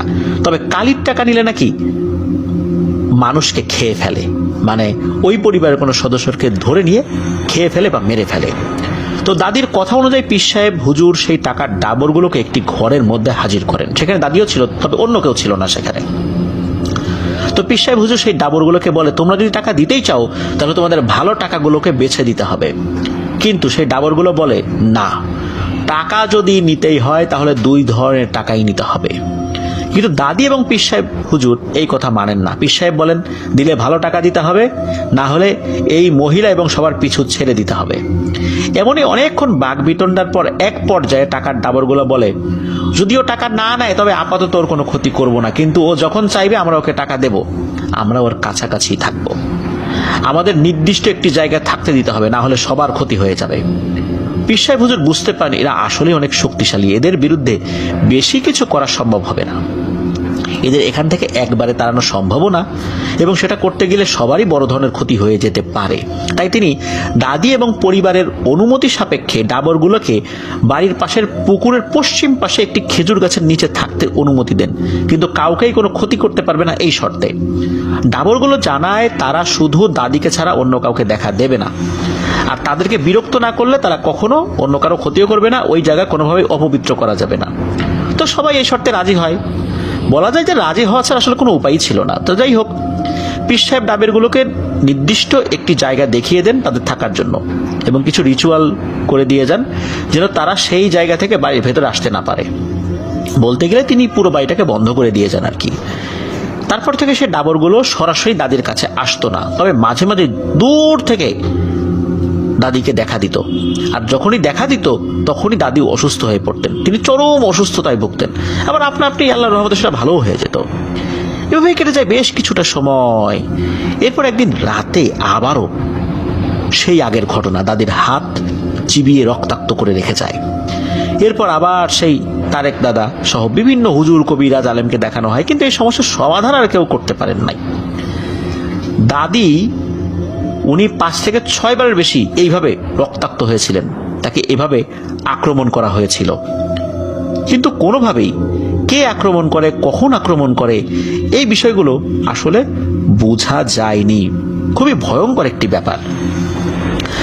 তো এদিকে কি হয় যে এই যে আমাদের হানিফ ভাইয়ের বাবা, উনি তো ছোট ছেলে ছিলেন, অন্য ভাইদের তো বিয়ে হয়ে গেছে, তো হানিফ ভাইয়ের ফুপুদের বিয়ে হয়ে গেছে, এখন এই যে ওনার যে বাবা তারও বিয়ে দিবে, কিন্তু আগে অন্য ভাইদের বিয়ে হওয়ার কারণে বাড়ির অন্য যে ঘরগুলো ছিল তারা তো সেই ঘরগুলোতে উঠেছেন, নতুন কোনো ঘর ছিল না, তাই তাকে তো ঘর করতে হবে। এই জন্য বাড়িতে যে পুকুরটা ছিল সেই পুকুরটা ভরাট করেই ওখানে বাড়ি করতে হবে, এবং সেটাই করা হয়। তো বাড়ি তৈরি করার পর এই হানিফ ভাইয়ের মা বাবা সেখানে থাকতে শুরু করেন। বেশ কিছুদিন খুব ভালোই কাটে, কোনো প্রকার সমস্যা দেখা যায় না, কিন্তু হঠাৎ একদিন বাড়িতে বের হয় একটি সাপ। সাপটি যে অস্বাভাবিক রকম সাপ ছিল বিষয়টা এরকম না, 8-10টা সাধারণ সাপের মতোই ছিল। তো হানিফ ভাইয়ের বাবা তো সাপটিকে পিটিয়ে মেরে ফেলেন। এরপর থেকে শুরু হয় অস্বাভাবিক ঘটনা। বাড়িতে প্রতিদিন রাতেই সাপ বের হতে থাকে, আর ওনার বাবাই সাপগুলোকে মারতে থাকেন। আশ্চর্যজনক বিষয় হলো, সাপ যতই মেরে ফেলে ততই বেশি বের হতে থাকে। একটা মারলে 2টা বের হয়, 2টা মারলে 4টা বের হয়, এরকম আর কি। এক পর্যায়ে দেখা যায় খাটের উপরে সাপ শুয়ে থাকে, কাপড়ের সাথে সাপ পেঁচিয়ে থাকে, জুতোর মধ্যে সাপ বসে থাকে, এমনকি রান্নার হাঁড়ি পাতিলের ভেতরে সাপ থাকে। কিন্তু এই সাপগুলো কখনো কাউকে কামড় দিত না, শান্ত স্বভাবের ছিল, আবার চলেও যেত না, মানুষ দেখলে ভয় পেয়ে চলে যাবে, বিষয়টা এরকম না। আর দিন হোক বা রাত হোক, সাপগুলো সবসময়ই ঘর থেকে বের হতো, ঘরের ভিতরে দেখা দিত। এরপর ওনার মা বাবা বুঝতে পারেন যে কিছু একটা সমস্যা তো হয়েছে, তাহলে সাপ মেরে তো কমানো যেত, কিন্তু সাপ মেরে কমানো যাচ্ছে না কেন? তো ওনার মা বাবা এই জন্য কিন্তু অনেক হুজুর কবিরাজের কাছে গিয়েছেন, কিন্তু কেউ আর সমাধান করতে পারেন নাই। দীর্ঘদিন ধরে অনেক ভালো ভালো আর নাম করা সকল হুজুর কবিরাজ দেখানোর পরেও কোনো ফল না পাওয়ায় অনেকটাই আশাহত হয়ে পড়েন তারা। কিন্তু এই সমস্যার কথা প্রায় অনেকেই জেনে গেলেও ওনাদের বাড়ি থেকে কয়েক বাড়ি পরের আরেকটা বাড়ি ছিল, তো উনি কবিরাজি জানতেন, এটা সবাই আবার জানে না। তো তিনি সম্পর্কে ওনাদের দাদাই হন, মানে হানিফ ভাইয়ের দাদা হন। তো উনি সবকিছু শোনেন, উনি পুরো বাড়ি ভালোভাবে পর্যবেক্ষণ করেন। এরপর দাদা সেই খেজুর গাছের নিচে যান, ভালোভাবে দেখতে থাকেন। তো বলে রাখা ভালো, সেই খেজুর গাছের কাছেই ওনাদের রান্না করার জন্য একটি চুলা তৈরি করা হয়েছিল। তো ওই দাদা ওনাদের বাড়িতে বসেছেন, কিছু আমল করেন। তো দাদা এই হানিফ ভাইয়ের বাবাকে তার সামনে আসতে বলেন। তারপর ওনার বাবাকে বলতে থাকেন আসলে এই সমস্যাটা কেন তৈরি হয়েছে। দাদা বলেন যে এই হানিফ ভাইয়ের বাবা একদিন রাতে সেই খেজুর গাছের কিছুটা দূরে, ওই চুলার থেকে একটু দূরে উনি জল বিয়োগ করতে বসেছিলেন। মূলত ওই জায়গাটা অপবিত্র হয়ে যাওয়ার কারণেই এই সমস্যাটার সৃষ্টি হয়েছে। তো যাই হোক, তিনি সমস্যাটির সমাধান করবেন বলে আশ্বাস দেন, কিন্তু ওনার মা বাবা তেমন একটা ভরসাই পাননি, কারণ যেখানে এত ভালো ভালো হুজুর কবিরাজ ব্যর্থ হলেন, সেখানে তিনি কিভাবে এই সমস্যার সমাধান করবেন। কিন্তু 2 দিন পরে সেই দাদা ওনাদের বাড়ি বন্ধ করেন, আর সাথে ওনার মা বাবাকে পানি পড়া খেতে দেন। আর সবচেয়ে অবাক করা ব্যাপার হলো যে পানি পড়া খাওয়ার সাথে সাথে সকল সাপ যেন গায়েব হয়ে গেল। তখনও কিন্তু কিছু সাপ দেখা যাচ্ছিল, দাদাও দেখেছিলেন। এরপর থেকে আর কোনো জায়গায় কোনো সাপ দেখতে পাওয়া যায়নি। তো যাই হোক, এভাবে ওই সমস্যার সমাধানটা হয়ে যায়। তো দাদা সেই খেজুর গাছটিকে এড়িয়ে চলতে বলেন, আর এরপর থেকে সেই খেজুর গাছের সকল ব্যবহার বন্ধ করে দেওয়া হয়। যেমন খেজুর গাছের রস সংগ্রহ করে গুড় তৈরি করা হতো, সেটাও বন্ধ হয়ে যায়। সেই খেজুর গাছটি 2019 সালের দিকে শুকিয়ে মারা যায়, এর কিছুদিন পর একদম নষ্ট হয়ে যায়। তো যাই হোক, এই হানিফ ভাইয়ের দাদি উনি কিন্তু 2017 সালে মারা গিয়েছিলেন। দাদির জীবদ্দশায় উনি ওনার দাদিকে অনেকবার অসুস্থ হতে দেখেছেন, আবার ভালোও হয়ে যেতে দেখেছেন। তো একবার একটা ঘটনা, ওনার দাদি ভীষণ অসুস্থ হয়ে পড়েছেন আর উল্টাপাল্টা কথা বলা শুরু করেছেন। তো এই কথাগুলোর মধ্যে এমন ছিল যে ওনার নানা বাড়ির অনেকেই ওনার দাদিকে দেখতে এসেছেন, তো তারা সন্ধ্যার পরে চলে যেতে চাচ্ছেন। তো তখন ওনার মামা ওনার দাদিকে বলেন যে আমরা চলে গেলাম। তখন দাদি বলে উঠছে যে আমিও যাব তোমাদের সাথে, মানে এটা একটা উল্টাপাল্টা কথাই বটে। তখন মামা বলেন যে রাস্তায় তো অনেক কাদা, আপনি যেতে পারবেন না। তখন দাদি বলেন আমি যাব, আমার পায়ে এখনো কাদাই লাগবে না। তখন মামা বলেন আপনি তো অসুস্থ, আপনি যাবেন কিভাবে? মূলত মামা বুঝতে পেরেছিলেন যে দাদির ভেতরে থাকা জিনটা মূলত তার সাথে যেতে চায়। তো যাই হোক, কাকতালীয়ভাবে কয়েক গ্রাম পরেই একটা কবিরাজ ছিল, সেই কবিরাজের নাম হলো সাদ্দাম কবিরাজ। উনি আবার দাদিকে দেখতে এসেছিলেন এমনিতেই, মানে ওনার আত্মীয় হতো আর কি, সেই সম্পর্কে আর কি। তো আসার পরে তিনি একটু সরিষার তেল নিয়ে আসতে বলেন, উনি কিছু ট্রিটমেন্ট করেন। তো এরপর উনি চিন্তা করলেন যে দাদির শরীরে জিনটাকে হাজির করবেন, কিন্তু দাদি খুবই অসুস্থ ছিলেন। ওই সময় দাদির শরীরে জিন হাজির করলে কিছু সমস্যা হতে পারত। এই জন্য উনি বলছিলেন যে অন্য কারো শরীরে জিনটা হাজির করা যায় কিনা। উনি তুলা রাশির কোনো মানুষকে খুঁজতে থাকেন, কিন্তু কাউকে খুঁজে পাওয়া যায় না। অবশেষে তিনি সবাইকে তাদের হাত মাটিতে রাখতে বলেন। তিনি বলেন যার তুলা রাশি তার হাত উঠবে বা তার ভেতরে জিন প্রবেশ করবে। সবাই হাত রাখার পর তিনি কিছু একটা পয়েন্ট প্রায় 3-4 মিনিট হয়ে যায়, কিন্তু কিছুই হয় না। হঠাৎ করে ওরা নানি আস্তে আস্তে অজ্ঞান হয়ে যান। একটু পরে তিনি উঠে বসেন এবং উনি অদ্ভুত রকমের কথা বলতে থাকেন। তখন বোঝা যায় আসলে নারীর শরীরেই ওই জিনটা এসে হাজির হয়েছে। তখন ওই জিনটাকে বলা হয় তুই কোথা থেকে আসছিস? তখন ওই জিনটা বলে আমি আগে থেকেই তার সাথে থাকি, শুধু আমি না, আমার সাথে আরো 5 জন রয়েছে। তখন ওই সাদ্দাম কবিরাজ বলে একে কষ্ট দিচ্ছিস কেন, এখান থেকে চলে যা।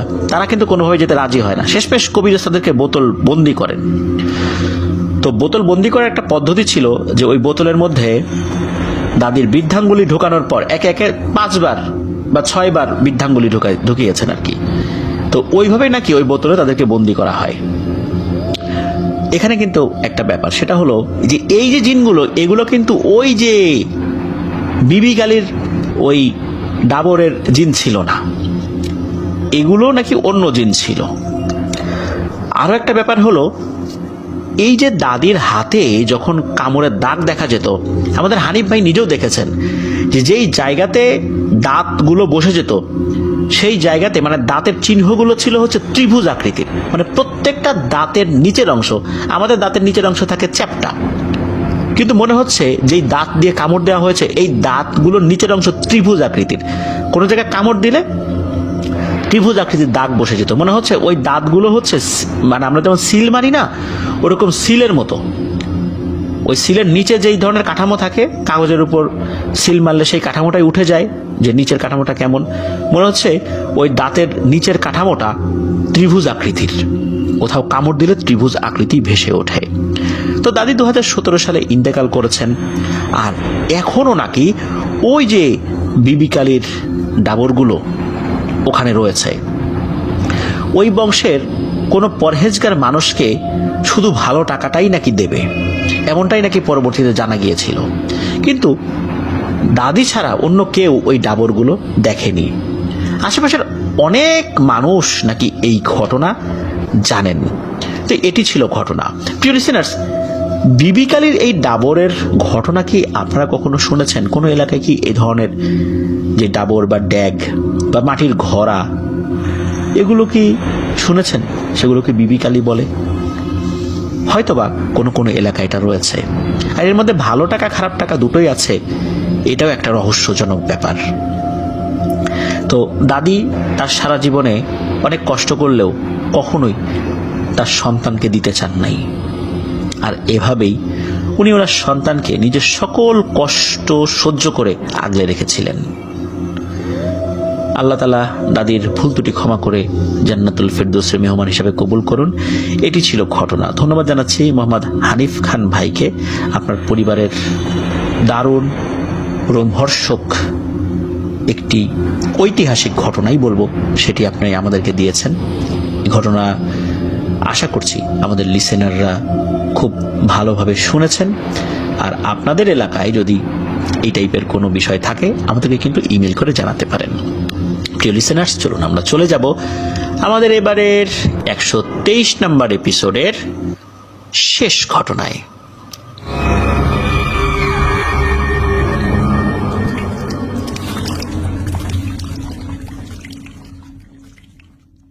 লিসেনার্স, চলে এলাম আমাদের 123তম এপিসোডের ষষ্ঠ এবং শেষ ঘটনায়। প্রিয় লিসেনার্স, আমরা কিন্তু সকলেই জানি অহংকার পতনের মূল। অহংকার অনেক বুজুর্গ মানুষকেও ধ্বংস করে দিয়েছে। এমন একটি ঘটনা এখন আপনাদের সামনে উপস্থাপন করতে যাচ্ছি। ঘটনাটি যিনি পাঠিয়েছেন উনি নাম প্রকাশে অনিচ্ছুক। উনি একজন ইটালি প্রবাসী। তো ঘটনাটি ওনার নানির আব্বার সাথে ঘটে যাওয়া ঘটনা। যেই ঘটনাটি উনি ওনার আম্মুর মুখ থেকেও শুনেছেন। বিভিন্ন সময় এই ঘটনাটি উনি শুনেছিলেন। তো ঘটনাটির সময়কাল 1976 সাল। তো ঘটনাটি মূলত যখন ঘটে তখন ওনার নানির আব্বা কুমিল্লা জেলার দেবিদ্বার উপজেলার একটি মসজিদের ইমাম ছিলেন। উনি প্রায় 40 বছর ধরে ইমামতি করেছিলেন এবং শুধু যে ইমামতি করতেন তা নয়, ওনার হাতে অসংখ্য মানুষ আল্লাহর রহমতে হাফেজে কোরআন হয়েছে। উনি নিজেও বিভিন্ন সময় অনেক রোগের ট্রিটমেন্ট করতেন, বিশেষ করে জিন রিলেটেড বিভিন্ন রোগগুলো। উনি একজন ভালো রাকি ছিল না বটে। তো কুমিল্লার দেবিদ্বার উপজেলার বড় মসজিদ বলতে যেটা বোঝায় ওইটা আর কি, উনি ওখানকার বড় ইমাম ছিলেন। তো ওনার পবিত্র কোরআন তেলাওয়াতটা অসাধারণ ছিল, খুবই সুন্দর। যেই শুনতো সেই বিমোহিত হয়ে যেত। ওনার পিছনে একবার নামাজ পড়লে ওনার তেলাওয়াত শোনার জন্য অনেকেই আবার আসতেন। 1971 সালে মহান মুক্তিযুদ্ধের সময় অনেক পাকিস্তানি সোলজাররাও নাকি তার পিছনে নামাজ পড়তে আসতো। উনি মাঝে মাঝেই চিন্তা করতেন যে নামাজ পড়া অবস্থায় কোনো একটা অস্ত্র নিয়ে এই পাকিস্তানিদেরকে গুলি করে হত্যা করা যায় কিনা। কেননা উনি চিন্তা করতেন এই লোকরা এখন পিছনে এসে নামাজ পড়ছে, অথচ নামাজ পড়ে বের হয়েই আমার বাংলাদেশি ভাইদের উপর গুলি চালাবে, আমাদের মা বোনদেরকে ধরে নিয়ে ক্যাম্পে নিয়ে যাবে। এরাই এসে পিছনে নামাজে দাঁড়িয়েছে। ওরা যখন নামাজ পড়তো তখন অস্ত্রগুলো এক পাশে রাখতো। উনি চিন্তা করতেন যে ইমামতি করা অবস্থায় হঠাৎ করে নামাজ ছেড়ে দিয়ে কোনো একটা অস্ত্র দিয়ে ব্রাশ ফায়ার করে এদেরকে মেরে ফেলা যায় কিনা।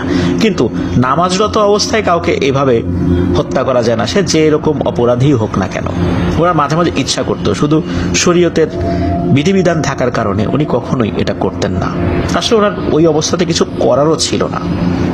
মনে মনে খুব কষ্ট পেতেন যে এই নরপিশাচগুলোই ওনার পেছনে দাঁড়িয়ে নামাজ পড়ছে। তো যাই হোক, ওনার বাসা এবং মসজিদ খুব কাছাকাছি হওয়ায় অনেক সময় মসজিদে উনি রাত্রেবেলা থাকতেন। পায়ে হেঁটে বাসায় যেতে 6 থেকে 7 মিনিট লাগতো। উনি রাতের বেলা তাহাজ্জুদের সময় উঠে তাহাজ্জুদের নামাজ পড়ে ফজরের আজানের আগ পর্যন্ত কোরআন তেলাওয়াত করতেন। ফজরের নামাজ পড়ে আরো কিছু দোয়া কালাম পড়ে তারপর উনি বিশ্রাম নিতেন। তো ওই মসজিদে কিন্তু মাঝে মাঝেই জিনেরা নামাজ পড়তে আসতো। অনেক জিনেদের সাথে তার দেখাও হয়েছিল। আবার কখনো কখনো দুষ্টু জিনেরা বলতে যেই জিনেরা অতটা পরহেজগার না কিন্তু নামাজ কালাম পড়ে, এমন জিনেদের সাথেও তার দেখা হয়। এক রাতের ঘটনা, যে রাতের ঘটনা ওনার জীবনটাকেই এক বিভীষিকাময় নারকীয় যন্ত্রণা এনে দিয়েছিল। এক রাত্রে বৃষ্টি হয়। তো উনি ওই রাত্রে আর বাসায় যান নাই, কারণ যেহেতু উনি মসজিদেই অধিকাংশ সময় থাকতেন রাতের বেলাতেই। তো উনি ভোরবেলা, মানে তখন তাহাজ্জুদেরও আগে উনি কোরআন তেলাওয়াত করছিলেন। হঠাৎ করে পুরো মসজিদটা সুঘ্রাণ ছড়িয়ে পড়ে, সুঘ্রাণে ভরে যায়। উনি তো বুঝতে পেরেছেন নিশ্চয়ই কোনো কিছু এসেছে, কারণ এই ধরনের সেন্ট বা সুঘ্রাণ উনি আগেও পেয়েছেন। তবে উনি ছিলেন মসজিদে একদম প্রথম কাতারে বসে বসে কোরআন তেলাওয়াত করছিলেন। তো পেছন থেকে এসে কেউ ওনাকে সালাম দিয়েছে। তো উনি আর সালামের উত্তর নেন নাই, উনি যেহেতু কোরআন তেলাওয়াত করছিলেন। আর উনি ওনার মতো করে কোরআন তেলাওয়াত করেই যাচ্ছেন। প্রায় 15-20 মিনিটের মাথায় হঠাৎ করে পেছন থেকে একজন তাকে ডাক দেন যে, হুজুর, আপনি মনে হচ্ছে কোরআনের এই আয়াতটা ভুল পড়েছেন, একটু খেয়াল করে পড়ুন। তখন এই যে যিনি ইমাম সাহেব, উনি পেছন দিকে তাকিয়েছেন, তাকিয়ে দেখছেন যে বেশ সুদর্শন কয়েকজন মানুষ দাঁড়িয়ে আছেন। তো তাদের দিকে তাকিয়ে বলেন যে আপনি কে হে বাপু আমার ভুল ধরার? আপনি জানেন আমি কে? আমি কোরআনে হাফেজ। আমি 40 বছর এই মসজিদে ইমামতি করি। কোরআন শরীফ কতবার খতম করেছি সেটা আমি গুণে শেষ করতে পারবো না। আজ পর্যন্ত কেউ আমার ভুল ধরতে পারেনি। আর আপনি এসে আমার ভুল ধরছেন? আমি যেটা পড়েছি ঠিকই পড়েছি। আপনার ভুল হতে পারে, আপনি কোরআন শরীফটা দেখে নেন যে ওই আয়াতটা আপনি যেটা জানেন সেখানে ওই উচ্চারণটা ঠিক আছে কিনা। তো এই কথা বলার পর ওই যে লোকগুলো দাঁড়িয়েছিল তারা একে অন্যের দিকে তাকায়। তাকানোর পর এদের মধ্যে থেকে পেছনে একজন দাঁড়িয়েছিলেন, তিনি বলেন, হুজুর আপনি অহংকার করে ফেলেছেন আর আপনাকে এর শাস্তি ভোগ করতেই হবে। এরপরে হঠাৎ করে ওনার ডান দিকে ডান কান বরাবর প্রচন্ড জোরে একটা থাপ্পড় এসে লাগে। এরপরই উনি সেন্স হারিয়ে ফেলেন। এদিকে উনি তো মসজিদের ভেতরে ছিলেন। ফজরের আজানের কিছু সময় পর লোকজন আসার পরে দেখা যায় যে উনি ভেতরে অজ্ঞান অবস্থায় পড়ে আছেন। তো তাকে ওখান থেকে উদ্ধার করে তার বাড়িতে নিয়ে আসা হয়। বাড়িতেও মসজিদের পাশেই ছিল। সবাই ভেবেছেন হয়তো বা রাত জাগার কারণে অজ্ঞান হয়ে গিয়েছেন, বা অসুস্থতা তো হতেই পারে, যে কোনো সময় মানুষের অসুস্থ ভাব আসতেই পারে। তো জোহরের নামাজের কিছুক্ষণ আগে ওনার জ্ঞান ফেরত আসে, কিন্তু উনি আর কথা বলেন না, চারদিকে তাকান, কথা বলেন না। এরপরই উনি এমন কথা বলা শুরু করেন, বিশ্রী ভাষায় গালিগালাজ, শরীরে কোনো কাপড় রাখেন না, মানে একদম বদ্ধ উন্মাদ বলতে যেটা বোঝায়। এমন একজন আলেম যার হাতে অসংখ্য মানুষ হাফেজ হয়েছে আল্লাহর রহমতে, তার এমন একটা অবস্থা, তার কথাবার্তার যে কি ভয়ঙ্কর অবস্থা তা তো বুঝতেই পারছেন প্রিয় লিসেনার্স। এবং উনি যখন খাবার খেতেন কয়েকজনের খাবার একসাথে খেয়ে ফেলতেন। আর ওনার এই ধরনের সিচুয়েশনে তার পিছনে তো আসলে ইমামতি, মানে তার পেছনে তো আসলে নামাজ পড়া শরীয়ত অনুযায়ী এটা ঠিক নয়, কারণ পাগল অবস্থায় কারো ইমামতি আসলে করার কোনো যোগ্যতা থাকে না। আর পাগল অবস্থায় তার উপর নামাজ বা শরীয়তটাও বলবৎ থাকে না। তখন মসজিদে, মানে দেবীদার মসজিদে ইমামতির জন্য একজন নতুন হুজুর রাখতেই হবে। নতুন হুজুর আসেন, তো এই যে যিনি নানা, উনি তো যেই কোয়ার্টারের বাসায় থাকতেন, মানে যে কোয়ার্টারটা ছিল, কোয়ার্টার ওনার জন্য একটা বাসা ছিল, এখন ওই বাসা তো ছেড়ে দিতে হবে। নতুন হুজুর এসেছেন, তিনি তার ফ্যামিলি নিয়ে ওখানে থাকবেন, তো ওই বাসাটা ছেড়ে দিতে হয়। 1968 সালে ওনার বড় মেয়ে, মানে আমাদেরকে যিনি ঘটনা পাঠিয়েছেন তার নানি, তার বিয়ে হয়। তো ওনাকে সুস্থ করার জন্য কিন্তু অনেক ট্রিটমেন্ট করানো হয়েছে, অনেক হুজুর কবিরাজ দেখানো হয়েছে, কিন্তু না, কেউই বলতে পারেনি আসলে সমস্যাটা কোথায়। সবাই বলেছেন রাত জাগে ইবাদত করার জন্য হয়তো বা এরকম হয়েছে, এমনিতে তো হতেই পারে। ওখান থেকে তার পৈতৃক নিবাস বিদ্যাকুট গ্রামে তাকে নিয়ে আসা হয়। ওখানে নিয়ে আসার পর অনেক আলেম তারা বিভিন্নভাবে চেষ্টা করেছেন, কিন্তু কেউ কিচ্ছুটি বলতে পারেনি। এভাবে কাটে 8টি বছর পাগল অবস্থা। 76 বছর বয়সে ওনার মৃত্যু হয়। কিন্তু উনি পাগল অবস্থায় ছিলেন, তাহলে এই ঘটনা কিভাবে আমরা জানলাম, তাই না? আসুন সেটা শুনি। মৃত্যুর 40 দিন আগে হঠাৎ করেই উনি ওনার সকল ছেলে মেয়েদের নাম ধরে ডাকেন, অথচ এই 8টি বছর উনি কাউকে চিনতেন না। ওই সময় তো ওনার অন্য ছেলে মেয়েদের বিয়ে শাদী হয়ে গিয়েছিল, বিশেষ করে ওনার মেয়েদের বিয়ে হয়ে তারা শ্বশুর বাড়িতে ছিল। তো উনি সবার খোঁজ খবর নিচ্ছে, এবং উনি বলতেই পারেন না যে 8টা বছর ওনার কি হয়েছে।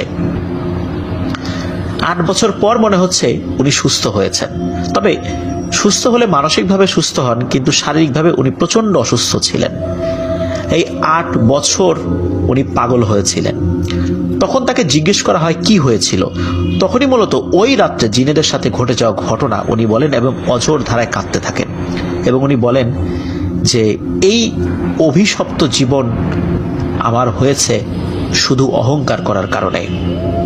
ভুল তো হতেই পারে মানুষের, পবিত্র কোরআন পড়তে গিয়ে ভুল হতেই পারে, কিন্তু আমি কেন এভাবে অহংকার করে বললাম যে এত বছর ধরে পড়াচ্ছি, এত হাফেজ বানিয়েছি, আমার ভুল হতেই পারে না? এই জিনিসটা আমার ঠিক হয় নাই। মূলত এটা আল্লাহ তাআলাই আমাকে শাস্তি দিয়েছেন, ওই জিনদের প্রতি আমার কোনো অভিযোগ নাই, আল্লাহ আমাকে এই শাস্তি দিয়েছেন। তো এরপর উনি 40 দিন সুস্থ ছিলেন, মানসিকভাবে সুস্থ ছিলেন। 40 দিনের মাথায় উনি ইন্তেকাল করেন। ইন্না লিল্লাহি ওয়া ইন্না ইলাইহি রাজিউন। প্রিয় লিসেনার্স, আমাদেরকে যিনি ঘটনা পাঠিয়েছেন উনি পরিবার সহ বেশ অনেকদিন ধরে, প্রায় 15 বছর ধরে ইটালিতে রয়েছেন। তো সেখানে কাজের অনেক ব্যস্ততা, এর মধ্যেও কষ্ট করে লিখে পাঠিয়েছেন। অসংখ্য ধন্যবাদ জানাচ্ছি তাকে। প্রিয় লিসেনার্স, এই অভিশপ্ত এক জীবন, 8টা বছর, যিনি আমাদেরকে ঘটনা পাঠিয়েছেন উনি নিজেই এই ঘটনার নাম দিয়েছেন অভিশপ্ত মাওলানা। তো আমরাও এই নামটাই রেখেছি। তো অহংকার করলে কি ভয়ঙ্কর পরিণতি আল্লাহ তাআলা দিতে পারেন, এই ঘটনাই তার প্রমাণ। বিদ্যার অহংকার, হযরত মুসা আলাইহিস সালাম একবার মুখ ফসকে করে ফেলেছিলেন। এটা অহংকারের পর্যায়েও না, তারপরেও নবীদের জায়গা থেকে এটাও বলা ঠিক নয়। তার কওমের একজন লোক বলেছেন, হে মুসা, আপনি বলেন তো আপনার এই জামানায় সবচেয়ে জ্ঞানী ব্যক্তিকে? তখন উনি বলে ফেলেছিলেন, এই জামানার সবচেয়ে জ্ঞানী ব্যক্তি আমি। এটা কিন্তু আল্লাহ ভালোভাবে নেন নাই, যার ফলশ্রুতিতে আল্লাহ তাকে জানিয়ে দিলেন যে হে মুসা, তোমার থেকেও জ্ঞানী ব্যক্তি আছেন। এরপর পবিত্র কোরআনের আয়াতে রয়েছে তিনি খিজর আলাইহিস সালামের সাথে সাক্ষাৎ করেন, সেখানে একটা দীর্ঘ ঘটনা রয়েছে। তো জ্ঞানের অহংকার এটা কিন্তু মুহূর্তের মধ্যে শেষ হয়ে যেতে পারে যদি আমাদের মস্তিষ্ক কিছুটা বিকৃত হয়ে যায়, আর কোনো এলেম কালাম কিছুই থাকে না। আল্লাহ আমাদেরকে এগুলো থেকে বেঁচে থাকার তৌফিক দান করুন। এটি ছিল ঘটনা। প্রিয় লিসেনার্স, আমাদের এবারের এপিসোড কেমন লাগলো সেটা জানাতে ভুলবেন না, এই ভিডিওর কমেন্ট সেকশনে জানাতে পারেন। এছাড়া আমাদের ফেসবুক পেজ এবং গ্রুপ রয়েছে আফনান দ্য হরর ওয়ার্ল্ড নামে, সেখানেও জানাতে পারেন। আর যারা আমাদের ফেসবুক পরিবারের সদস্য হননি তারা এই ভিডিওর ডেসক্রিপশনে গিয়ে আমাদের ফেসবুক পেজ এবং গ্রুপের লিঙ্ক দেওয়া রয়েছে, সেখানে গিয়ে আপনারা আমাদের ফেসবুক পরিবারের সদস্য হয়ে আপনাদের মতামত জানাতে পারেন। ফেসবুক পেজে কমেন্ট করতে পারেন, ফেসবুক গ্রুপে পোস্ট কমেন্ট দুটোই করতে পারেন। প্রিয় লিসেনার্স, আমার বেশ ঠান্ডা লেগেছে, যার কারণে রেকর্ডিংটা করতে অসুবিধা হয়েছে এবং আমার কথা বলতেও বেশ অসুবিধা হয়েছে, এজন্য আমি ক্ষমা প্রার্থী। ইনশাল্লাহ আগামীকাল শুক্রবার বিকাল 3:30টায় সিলেট পলিটেকনিক ইনস্টিটিউটে দেখা হচ্ছে। সিলেটে যারা রয়েছেন তাদের সাথে ইনশাল্লাহ দেখা হবে, কথা হবে, এবং আমি চেষ্টা করব সাধ্য অনুযায়ী বিভিন্ন সময়ে বিভিন্ন জেলায় যাওয়ার জন্য, সেখানে আফনান দ্য হরর ওয়ার্ল্ডের লিসেনাররা যারা রয়েছেন তাদের সাথে সাক্ষাৎ করার জন্য। আমার জন্য দোয়া করবেন, আমার পরিবারের জন্য দোয়া করবেন, আপনাদের জন্য দোয়া রইল, আপনাদের পরিবারের প্রত্যেকের জন্য দোয়া রইল। মহান আল্লাহ সুবহানাহু ওয়া তাআলা আমাদেরকে ভালো রাখুন, সুস্থ রাখুন, নিরাপদে রাখুন, আফনান দ্য হরর ওয়ার্ল্ডের সাথে রাখুন। আমরা নারায়ণগঞ্জে গিয়েছিলাম ফ্যান মিট করার জন্য। নারায়ণগঞ্জ স্পেশাল এপিসোড থাকছে শনিবারে, সেটা শোনার আমন্ত্রণ জানিয়ে বিদায় নিচ্ছি। আসসালামু আলাইকুম।